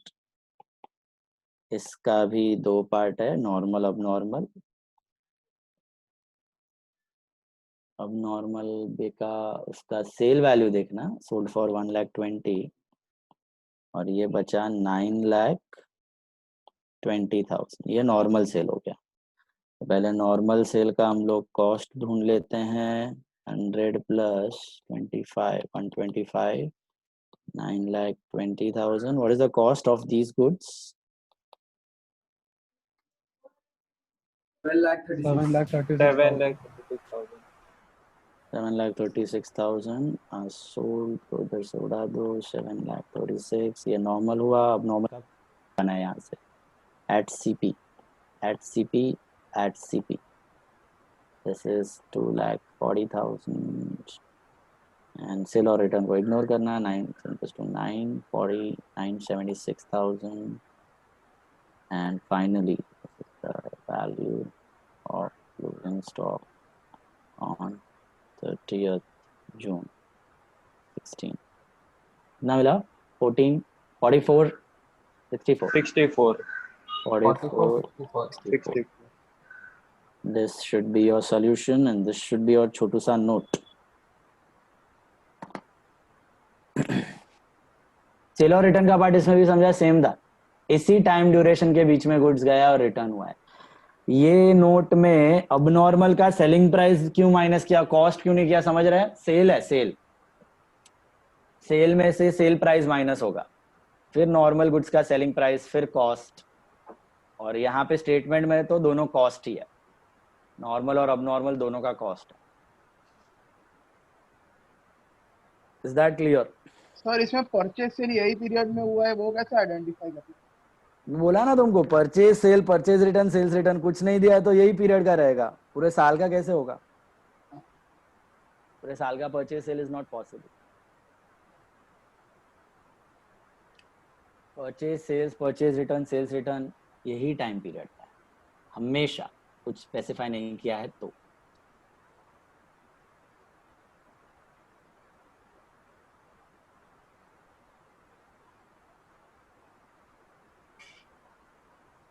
चलो हो गया सबका?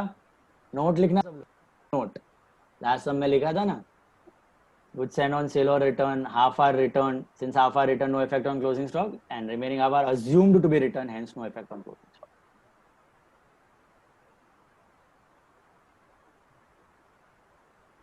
Assumed to be returned, hence no effect on closing stock.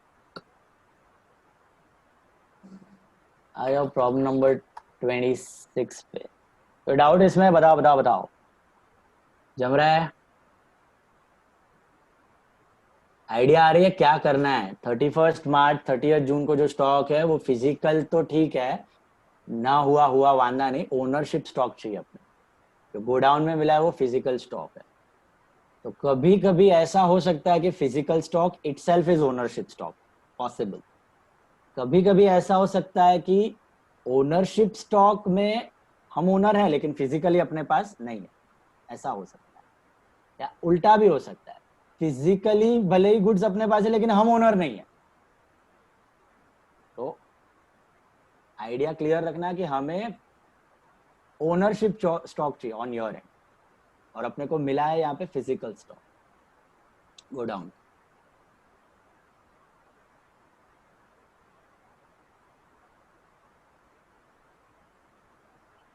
अगर आप कुछ सेल और रिटर्न कंसाइनमेंट का लफड़े में नहीं हो, आपका सेल परचेज सब normal first come first serve basis पे हो गया है, और आपका स्टॉक टेकिंग भी ईयर एंडिंग पे हो गया है, तो आपका फिजिकल स्टॉक बुक स्टॉक दोनों सेम आ जाएगा, कोई लफड़ा ही नहीं है। वही स्टॉक लिखो और आगे बढ़ो। बट क्योंकि बिजनेस में ये ऊपर नीचे आगे पीछे चीजें होती रहती हैं तो पता होना चाहिए। चलो बढ़े आगे। 26 sum, all of you done? Done 26 देखना अभी ध्यान से। Determine the value of stock to be taken to balance sheet of Bharat Limited as at 31st March 01 from the following information. The stock was physically verified on 24th March and was valued at 4 lakhs. So we know the physical value of stock, that is 4 lakhs as on 23rd March.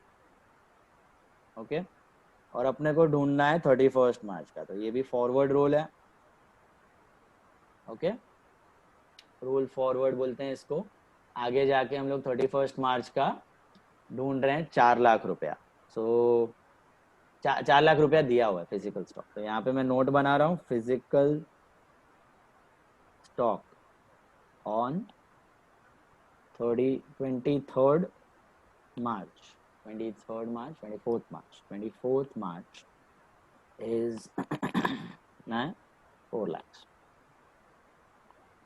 Now, point number A. Purchase is 2 lakhs, out of which 20% of the goods were returned. अब कब का purchase है और कब का return है? ये period का है। 24 मार्च से 31 मार्च के बीच में परचेज किया और रिटर्न कर दिया 20%। तो इसको भी मैं थोड़ा सिंप्लीफाई करने के लिए आपके ब्रेकअप बता देता हूँ। 2 लाख का परचेज किया है, इसमें से 20% रिटर्न हुआ है, तो उसको अलग रखते हैं 40,000 को, बाकी 1,60,000 ये परचेज ही है, राइट। और ये परचेज करके रिटर्न कर दिया। तो जो नॉर्मल परचेज है वो क्या करोगे? अभी दिमाग लगाओ, ऐड ही करोगे। किसी को इसमें भी कंफ्यूजन है? फर्स्ट कम फर्स्ट सर्व है, कुछ अजम्पशन नहीं दिया अपने को। ओके, तो परचेज आ गया, इनवॉइस आ गया, गुड्स भी आ गया, सब कुछ आ गया, और ओनरशिप भी है, और स्टॉक में भी नहीं है, ओपनिंग ऊपर वाले स्टॉक में कुछ नहीं है, नॉर्मली ऐड कर देना है अपने को। ऐड कर लो अपने परचेज, ये रहा परचेज, कितने का ऐड किया 1,60,000।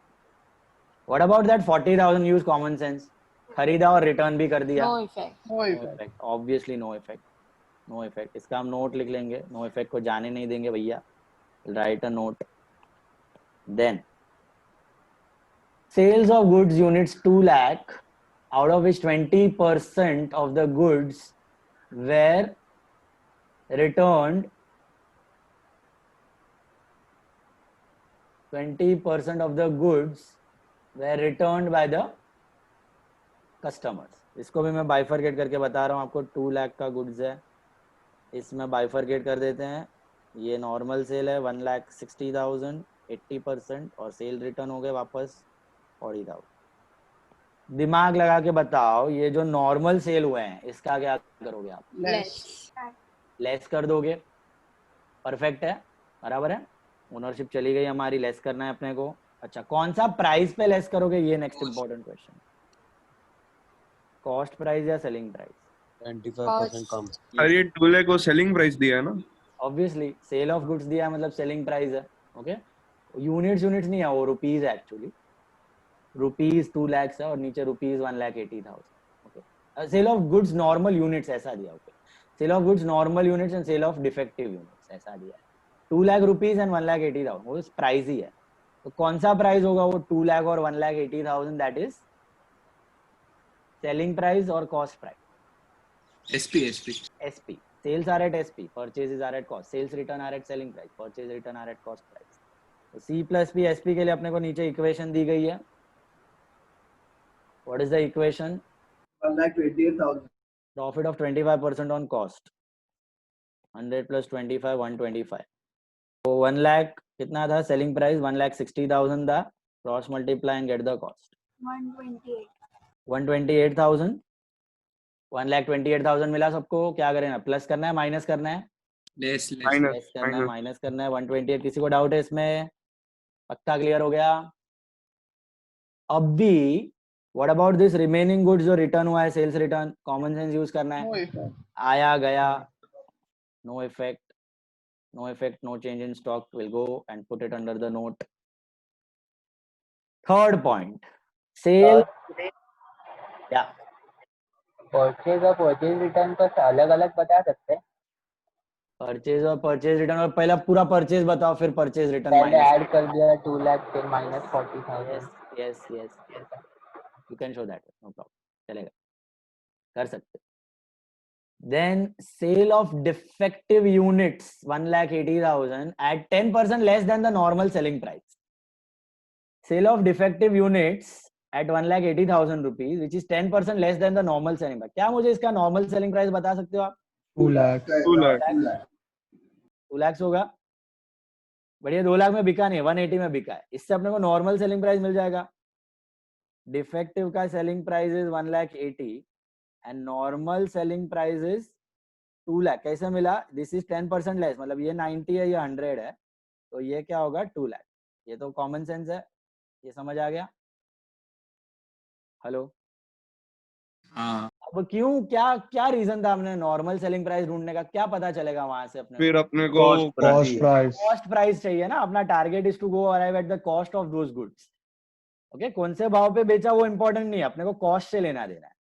तो कितने कॉस्ट का गुड्स होगा ये? कितने? 1,60,000। 1,60,000। C plus P SP कर लो, यहाँ पे सेम 100 plus 25, 125। इसमें कॉस्ट कितना है अपना? 2 लाख है, नहीं सेलिंग प्राइस है 2 lakh, sorry, selling price is 2 lakh. So what is the cost? 1,60,000। 1,60,000। तो बेसिकली हुआ क्या होगा, 1,60,000 के कॉस्ट का गुड्स होगा, बेचना था हमें 2 लाख में, डिफेक्टिव हो गया इसलिए हमें 1,80,000 में बेचना पड़ा, ऐसा हो गया। आप 2 लाख में बेचो कि 180 में बेचो कि 130 में बेचो कि 120 में बेचो कि 0 रुपीज में बेचो, यहां से तो कॉस्ट ही डिडक्ट होने वाला है। कितने कॉस्ट का गुड्स हमने बेचा? We are dealing with cost, got it? So ये 1 लाख क्या है? 60,000 इसका कॉस्ट है, तो निकालो यहां से 1,60,000 defective goods less sale of defective goods 1,60,000। ये भी कॉस्ट प्राइस हमने डिडक्ट कर लिया। पहला 3 आइटम्स क्लियर सबको? नॉर्मल परचेज, नॉर्मल सेल्स, अब नॉर्मल सेल्स। फिर पॉइंट नंबर डी पे आ जाओ। पॉइंट नंबर डी पे क्या दिया है? On 26th March, goods of the sale value ₹2 lakhs were sent on sale or return basis to a customer. The period of approval being 2 weeks, he returned 20% of the goods and approved 80% of the remaining as on 31st March. और आपको point number 2 एकदम last point में दिया भी है, the sales referred to in D, E and F are not included in the B above. वो clear cut दिया हुआ भी है, ठीक है? जैसे पिछले सम में सब इंक्लूडेड था, यहाँ पे क्लियर कट दिया है नॉट इंक्लूडेड। कुछ नहीं दिया तो इंक्लूडेड अज्यूम करने का, सब एक सेल के अंदर पड़ा हुआ है, ठीक है? यहाँ पे नॉट इंक्लूडेड दिया है तो सब कुछ अलग अलग हो रहा है। नॉर्मल सेल अलग है, डिफेक्टिव तो वैसे भी अलग ही था, रिटर्न अलग है, नीचे का कंसाइनमेंट अलग है, उसके नीचे का कंसाइनमेंट सब अलग है, एवरीथिंग इज अलग अलग। सो अलग ही ट्रीट करना है अपने को। डी वाले में देखो अभी क्या दिया है, on 26th March, goods of the sale value 2 lakhs were sent on sale or return basis to the customer, period of approval being 2 weeks. कब भेजा है ये गुड्स? 26 मार्च को भेजा है। 26 मार्च को 2 लाख का गुड्स हमने सेल और रिटर्न बेसिस पे भेजा है। इसमें से 20% were approved and 2 weeks of approval he returned, 20% were returned and 80% were approved, sorry 80% मतलब कितना हुआ? 1,60,000 ये अप्रूव हो गया और 20% वेर रिटर्न मतलब 40,000 ये रिटर्न हो गया। मुझे एक सोच के बताना, ये 1,60,000 जो अप्रूव हुआ है उसका सेंस क्या बना? वो क्या हो गया आपका? नॉर्मल सेल हो गया, माइनस करना पड़ेगा। नॉर्मल सेल तो माइनस है, लेकिन सेलिंग प्राइस पे या कॉस्ट प्राइस पे? कॉस्ट प्राइस क्या दिया हुआ है यहाँ पे? 128 आएगा कॉस्ट। ये 1,60,000 is not the cost price, you know that, right? Sale or return, sent, sold goods are always at selling price. So C plus P equal to SP. So 100 plus 25, 125. तो ये है 1,60,000 आपका सेलिंग प्राइस, तो cost price ढूंढ लो, which is 128 अपना less करना है 128. What about the goods that were rejected? No effect. No effect, note में डाल देते हैं हम लोग, नो इफेक्ट। अप्रूव्ड आर 128, ये सेल हो गया, नॉर्मल सेल हो गया, बट रिजेक्टेड का नो इफेक्ट, नोट में डाल दो। कहाँ गया ये? Return, this is no effect, that will go in note. Clear till this part? बढ़ते हैं आगे। Any doubt till this point? Anyone? पक्का क्लियर है सब कुछ? परचेज, सेल, अब नॉर्मल सेल में भी कॉस्ट माइनस किया, फिर सेल और रिटर्न में अप्रूव हो गया तो नॉर्मल सेल, और रिजेक्ट हुआ तो फर्क ही नहीं पड़ा अपने को कुछ। Then on 27th March, goods of the sale value 2 lakh rupees were received on sale on consignment. Received है ये, received है on sale on consignment, हमने नहीं भेजा, हमें मिला है, सेंट है। और आपने एक मिस ई अच्छा ओके, ई वाला रहेगा, okay sorry. On 27th March, goods of the sale value 2 lakh were sent on consignment. अच्छा पहले सेंड किया है। 80% of these goods have been sold till 31st March. भी 2 लाख रुपए का गुड्स था, हमने भेजा है कंसाइनमेंट बेसिस पे। कब? We have sent it on 28th March. 28th March में भेजा, इस पीरियड में भेजा, दिया हुआ है। 80% of these goods are sold. 80% बिक चुका है, 1,60,000 का बिक चुका है। 20% बचा हुआ है, बैलेंस बचा हुआ है, हमने भेजा हुआ गुड्स है, बैलेंस बचा हुआ है 40,000। अलग अलग करना है आराम से। पहले तो सोचो what about this 1,60,000 which are sold. Sale, normal sale हो गया। कॉस्ट प्राइस माइनस करनी, I think cost price same ही आएगी 128, सेम मार्जिन है आपका, बराबर है। सेल हो गया है ना, सेल वैल्यू दिया है आपको 2 lakhs, got it? The cost price shall be 1,28,000. All of you got that? Hello. समझ में आया कि नहीं? तो ये हो गया कंसाइनमेंट सेल आपका, consignment sale at cost price 128। ये तो बिक चुका है, नॉर्मल सेल हो गया। अब दिया है कि 20%, अच्छा 80% वेर सोल्ड, मतलब 20% आर स्टिल इन स्टॉक। मतलब ये 40,000 का गुड्स, एकदम ध्यान से दिमाग लगा के सोचना, 40,000 का सेल वैल्यू है, जो भी कॉस्ट प्राइस आएगा, इसका कॉस्ट प्राइस आएगा 32,000 के कॉस्ट प्राइस का goods are still lying with our consignee, जो हमने डिस्पैच किया था 28 मार्च को। सोच के बताना क्या करना है या कुछ नहीं करना है, या नो इफेक्ट, क्या नो करोगे? Effect, no effect. No effect करोगे कि कुछ ऐड करना चाहिए? किसी को लग रहा है ऐड सर ऐड करना है ना सर? हाँ, अभी किसको लग रहा है ऐड करना चाहिए? Actually it should be no effect. Why it should not be added? देखो 40,000, बंद कर दो एक मिनट म्यूट पे, 40,000 का गुड्स है, 28 मार्च को सेंड किया है तुमने आफ्टर द स्टॉक टेकिंग। 28 मार्च को ये गुड्स आपने सेंड करके रख दिया है, ओके, और ये पड़ा हुआ है कंसाइनी के पास as on your end physically. दिमाग में बताओ मुझे, या आप इस गुड्स के ओनर तो हो ही, ये तो पता है आपको, ये आपका स्टॉक में इंक्लूड होना चाहिए, बैलेंस शीट में आना चाहिए स्टॉक में, right? Now ask yourself, when have you sent these goods? On 28th March you sent it, right? So while the stock taking was done 24th March को, जब stock taking हुआ था तो 4 लाख में ये गुड्स पड़ा होगा, तो why you will add? It amount to double counting. जब भी ऐसा कंफ्यूजन हो, मैंने आपको सिंपल रास्ता बताया है, नॉट इवन दैट शॉर्टकट तो चलो ठीक है, आप ऐसे अज्यूम करो कि 4 लाख जितने स्टॉक के गुड्स थे ना, पूरे कंसाइनमेंट में भेज दिया 28 मार्च को, और पूरे उसके पास पड़े हुए गोडाउन में 4 लाख के 4 लाख। अभी आपका दिमाग एकदम क्लियरली सोचेगा, सोचो 4 लाख के 4 लाख पूरे कंसाइन कर दिए 28 मार्च को, पूरे उसके गोडाउन में पड़े हुए हैं। Are you the owner of these 4 lakh का गुड्स? तो आपका स्टॉक तो 4 लाख ही है, या is it 4 lakh plus 4 lakh 8 lakh? Will you add 4 lakh? No, that same stock it is 4 lakh, वही आपने सेंड किया हुआ है अपने कंसाइनी को, जो उसके गोडाउन में पड़ा हुआ है। बट आप ओनर हो तो वही 4 लाख के आप ओनर हो, वो फिजिकल स्टॉक ही है यहाँ पे। Got it? Getting the point? It is not 4 lakh plus 4 lakh, right? It is only 4 lakh which you have sent, which you are the owner of. If you add 4 lakh plus 4 lakh, you are doing double counting. Like that, if you add this 32,000 over here, you are doing double counting. Why you are doing double counting?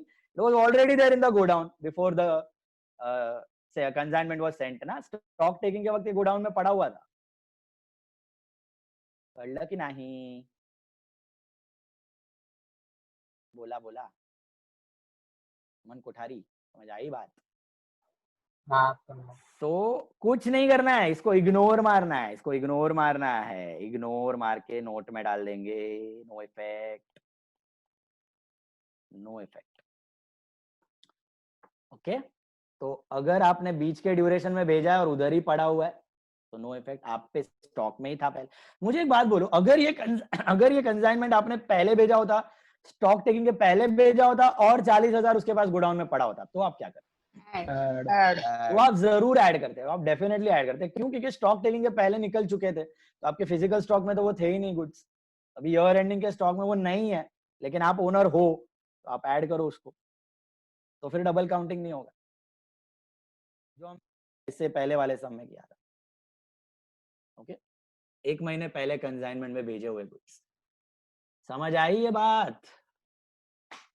भेजे में घुसा। Next one, 5th F, on 28th March, goods costing 2 lakh were received for sale of, अभी ये received है, हम agent है, 28th March को आए हुए, received on consignment, 80% of these goods have been sold till 31st March। इसको भी तोड़ देते हैं, सेम ब्रेकअप होगा अपना, 2 लाख का 80% एंड 20%, 1,60,000 ये बिक गया है और ये पड़ा हुआ है 40,000 का गुड्स।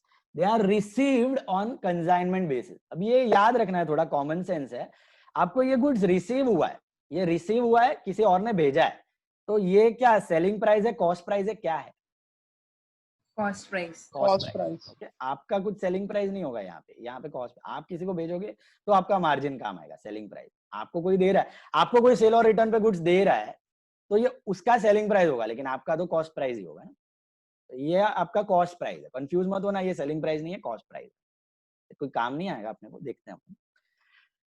पता होना चाहिए, अपने को मिल रहा है तो कॉस्ट प्राइस है, हम बेच रहे हैं तो सेलिंग प्राइस है। ओके, अच्छा अब इसमें भी हाँ, कंसाइनमेंट का गुड्स जो हम सेंड करते हैं ना नॉर्मली, कंसाइनमेंट का गुड्स वो सेलिंग प्राइस पे नहीं होता, वो कॉस्ट प्राइस पे ही होता है। यहां पे हमने सेलिंग प्राइस लिया क्योंकि वो लोग ने क्वेश्चन में दिया हुआ था स्पेसिफाई करके sale value. Consigned goods are always at cost, वो एजेंट प्रॉफिट लगा के हम लोग बोलते हैं बेच देना तब सेल होगा। कंसाइन्ड गुड्स हम भी कंसाइन करेंगे तो कॉस्ट पे, आया तो भी कॉस्ट। ओके, क्योंकि क्वेश्चन में सेल वैल्यू दिया था इसलिए मैंने वो प्रॉफिट मार्जिन हटा के कैलकुलेट किया है कॉस्ट। ओके, लास्ट समय भी हमने कंसाइनमेंट का गुड्स देखा था, कॉस्ट प्राइस पे ही रहेगा, no info then it is cost. Now ये आया हुआ गुड्स है, अपने पास आया था, कब आया था? We received this goods on 28th March. अभी 28th मार्च को गुड्स आया, पहले 1,60,000 पे फोकस करो जो बिक चुका है। तो 28th मार्च को गुड्स आया और सेल हो गया। Will you have any effect? No effect, common sense, आया गया, no effect, will put that under note, put that under note. Is that clear? अब सोचो जो रिमेनिंग 40,000 का है वो गुड्स आया है 28th मार्च को, बिका नहीं है, बिका नहीं है, फिजिकली अपने पास पड़ा है, फिजिकली अपने पास पड़ा है। Think about it. नो करना है कुछ नहीं, No effect. नो इफ से ऐड करना पड़ेगा ना। है ना, हमारा नहीं है। ओनर नहीं है ना, हमारा लेकिन नहीं है, हमारा नहीं है, हम ओनर नहीं है, लेकिन अच्छा फिजिकली पड़ा तो माइनस तो करना पड़ेगा। पहले वाले में नहीं पड़ा है ना, हाँ माइनस करना पड़ेगा। माइनस करना पड़ेगा, पहले वाले में थोड़ी ना है। पहले वाले में थोड़ी ना है, ड्यूरिंग द पीरियड है। ड्यूरिंग द पीरियड है बॉस। 23rd मार्च को है ही नहीं वो स्टॉक में, तो क्यों माइनस करना है? Just a second. हाँ बोलो मैडम।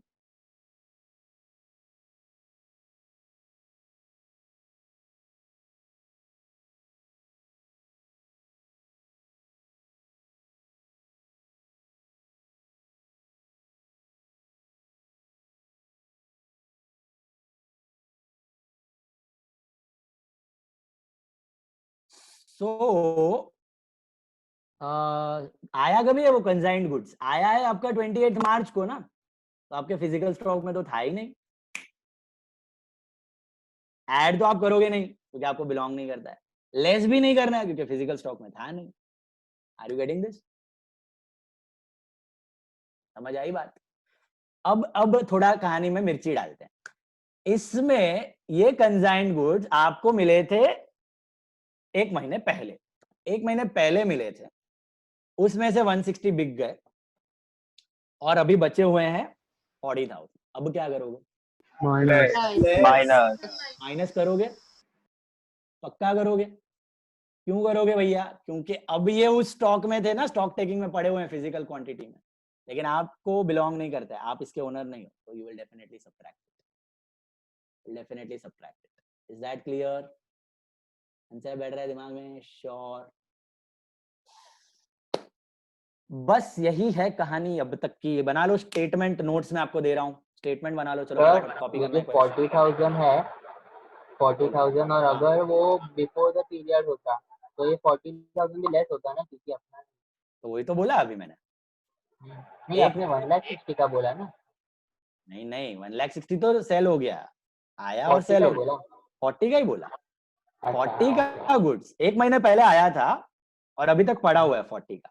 160 तो बिक गया, आया गया निकल गया। 1 महीने पहले 40 का गुड्स आया था और अभी तक पड़ा हुआ है, तो लेस करो क्योंकि फिजिकल स्टॉक में पड़ा हुआ है। चलिए अभी करते हैं, स्टेटमेंट बना लो। चलो खुद से इसका स्टेटमेंट कर लो, प्लस माइनस सब कर लो, नोट्स में आपको दे रहा हूं। स्टेटमेंट में कुछ कंफ्यूजन है तो पूछो मेरे से। You can just copy the question, you can write it in your own words, it's like BRS. Okay, videos on कर लो, मेरे को लगता है पब्लिक सो गया है। आर्यन भानुशाली, प्रियल शाह, वीरती, तीर्थ, आभा, जनिल,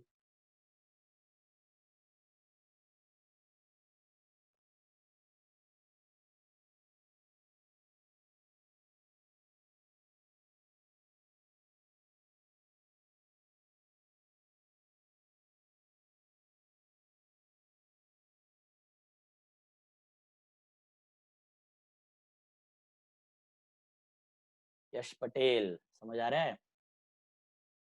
क्या पेपर में तुमने एकदम, तूने और सात्विक ने, दोनों ने 5 मार्क। आफ्टर फाइनल अकाउंट्स पढ़ा ही नहीं, सब एक्सपेंस और इनकम फेल दिया। 5 मार्क फोकट का गया। और भी किसी ने किया है, 3-4 लोग मिले मेरे को। पढ़ो यार, रेक्टिफिकेशन में 3 ही तो टाइप है और वो खतरनाक चीज है पीएनएल एडजस्टमेंट। आपने एक्सपेंस इनकम लिखा, पीएनएल एडजस्टमेंट नहीं लिखा तो टोटल कर लिया।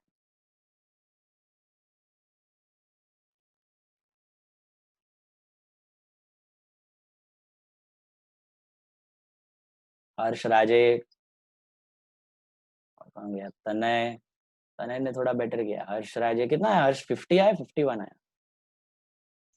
50 आया। 50 आया, कम है फिर भी। फरखाट below 54, 53 need to practice a lot. 54, 53 in this test. अच्छा, आज पेपर्स भेजा है मैंने आपको ग्रुप पे, डाउनलोड कर लेना। चारों साल का क्या, चारों अटेम्प्ट का है। 5वें अटेम्प्ट का होता, लेकिन अभी तक कैंसिल हो गया 5वां अटेम्प्ट, और अभी नवंबर में चला गया है। न्यूज मिला होगा आपको, कल आ गया है ICAI से officially. And saying is papers में से क्या करना है अभी, BRS का चारों क्वेश्चंस, ओके, उसका एरोज बना लेना, चारों का एरोज।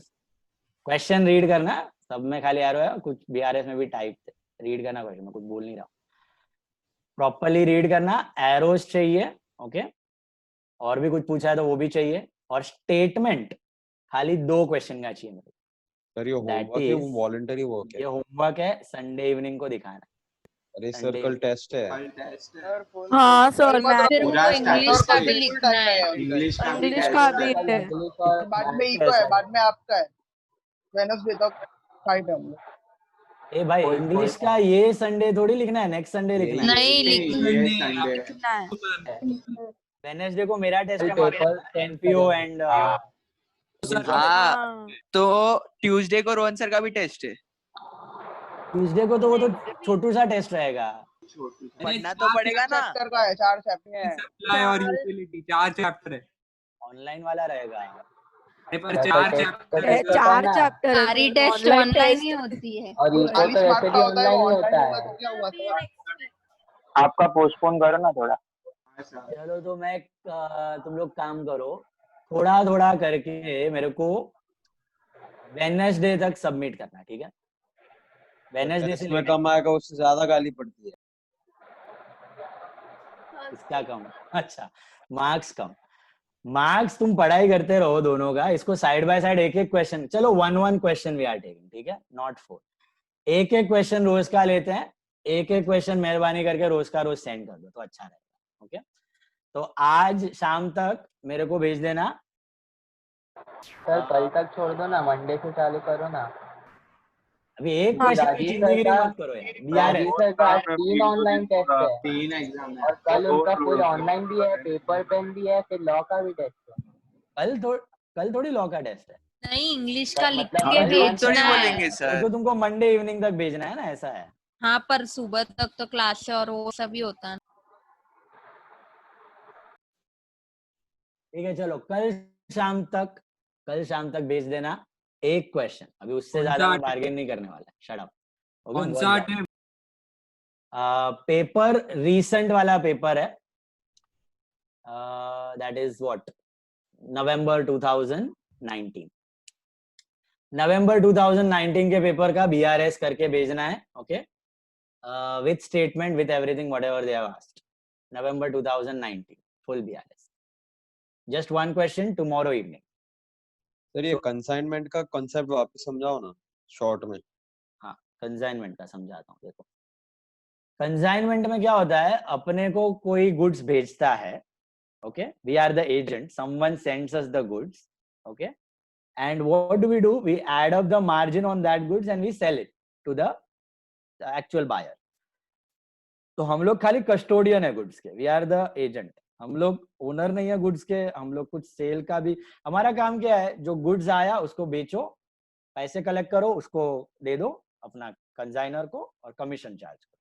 अपना इनकम कमीशन का होता है इसमें, बाकी कुछ नहीं, हम लोग मिडल मैन है, लाइक अ ब्रोकर।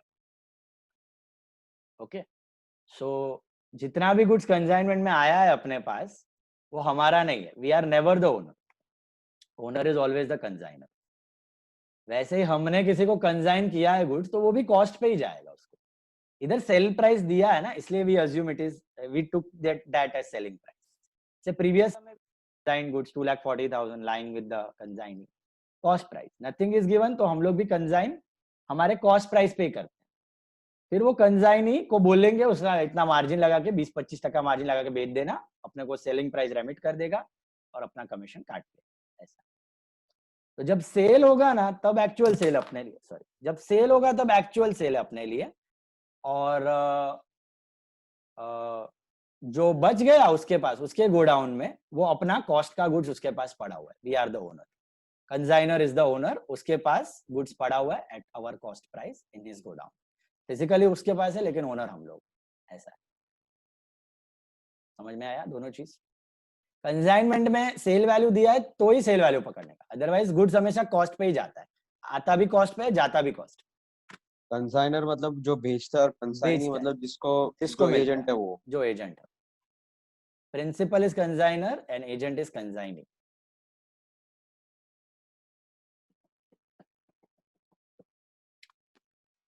अपना समझो ना, सेलिंग एजेंट ही पकड़ लो उसको, कंसाइनी है ना एक तरह का सेलिंग एजेंट है। मैं बॉम्बे में काम कर रहा हूँ, मेरा एजेंट पूना में है, मुझे गुड्स बेचने हैं पूना के टेरिटरी में, तो मैं उसको ट्रांसफर करके रख दूंगा गुड्स और बेचते रहे, जब जब बेचेगा तब सेल होएगा, मेरे को पैसा मिलेगा। जो नहीं बिका वो मेरा ही स्टॉक है, जो जल गया डिस्ट्रॉय हो गया मेरा ही लॉस है, उसका कुछ काम धंधा है नहीं उसमें, वो खाली बेचने का काम करेगा, कमीशन चार्ज करेगा, खर्चा हुआ बेचने का तो डिडक्ट कर लेगा, वो उसका काम। तो सर जो लास्ट वाला एफ वाला एडजस्टमेंट है जिसमें goods were received for sale on consignment, या उसमें हम लोग सेल्स की तरह क्यों रिकॉर्ड करते हैं? हम लोग कहाँ सेल्स की तरह रिकॉर्ड कर रहे हैं, हम लोग तो सोच रहे हैं क्या, हम लोग राइट अपने पास, we are not entering any sales actually, अपना इनकम है ही नहीं, अपने को खाली स्टॉक देखना है। वो गुड्स आया 1,60,000 का गुड्स आया और बिक गया, आया और बिक गया, तो वो अपना सेल है ही नहीं। वी आर टॉकिंग अबाउट हम लोग जब कंसाइनी है, राइट, एफ वाला, यस, तो हमारा सेल है ही नहीं, वो आया गुड्स और हमने थर्ड पार्टी को बेच दिया, कंसाइनर को पैसा दे दिया, स्टोरी ओवर हो गई। तो फिजिकल भी अपने पास नहीं है कुछ, गोडाउन में ओनरशिप भी नहीं है, कुछ नहीं है, ऐसा मैं बोल रहा था, आया गया nullified, got it. But by chance वो अगर 1 महीने पहले आया होता गुड्स और उसमें से पड़ा होता 40,000 का गुड्स गोडाउन में, अभी भी 1 महीने से आया हुआ है, अभी भी पड़ा हुआ है, तो फिर अपने को माइनस करना पड़ता ना, क्योंकि हम उसके ओनर नहीं है लेकिन हमारे फिजिकल इन्वेंटरी में वो पड़ा हुआ है। तो खाली वो 40,000 का ही इफेक्ट आएगा ना? हाँ 40,000 का, लेकिन अभी उसका भी इफेक्ट नहीं आएगा इन द प्रेजेंट एग्जाम्पल। क्यों? कि आया है और मतलब आया भी नहीं है और बिका भी नहीं है। आया है, आया है, लेकिन अपना ओनरशिप नहीं, ओनरशिप नहीं है बराबर, लेकिन माइनस क्यों नहीं करना है? ये पीरियड का है, इसके पीरियड के पहले 1 महीने पहले नहीं आया है, 1 महीने पहले आया होता तो हम लोग माइनस करते। ये 23 मार्च के इन्वेंट्री कैलकुलेशन के बाद आया है, तो 23 मार्च की जो इन्वेंट्री है उसमें ये स्टॉक था ही नहीं। तो लास्ट वाले का क्या क्या इफेक्ट आएगा नेट? लास्ट वाले का कुछ नहीं आएगा, नो इफेक्ट। देखा ना, लिखा है मैंने, दोनों का नो इफेक्ट, इसका भी नो इफेक्ट, इसका भी नो इफेक्ट,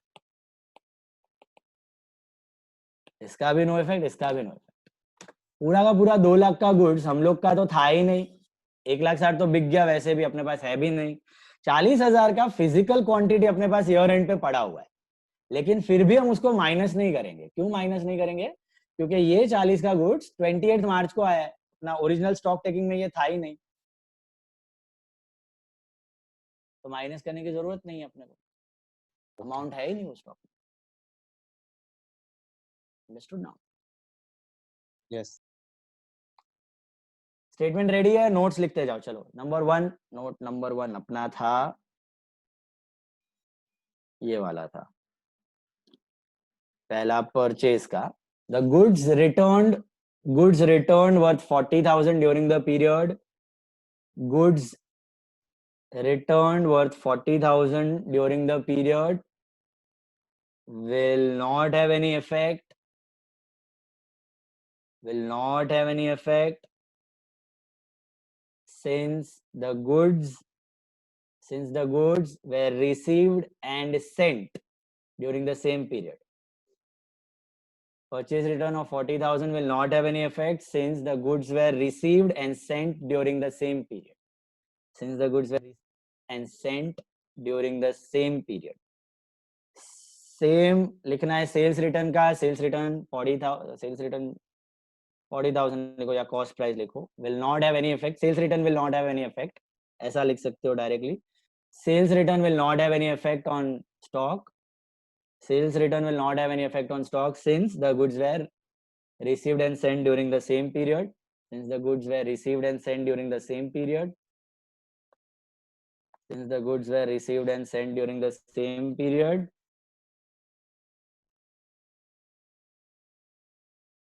फिर आया अपना सेल और return. The goods sent on sale or return, goods sent on sale or return worth 40,000. Goods sent on sale or return worth 40,000 which were returned. Goods sent on sale or return rupees 40,000 which were returned will not have any effect since they are sent and received in the same period. Since they are sent and received in the same period. Since they are sent and received in the same period.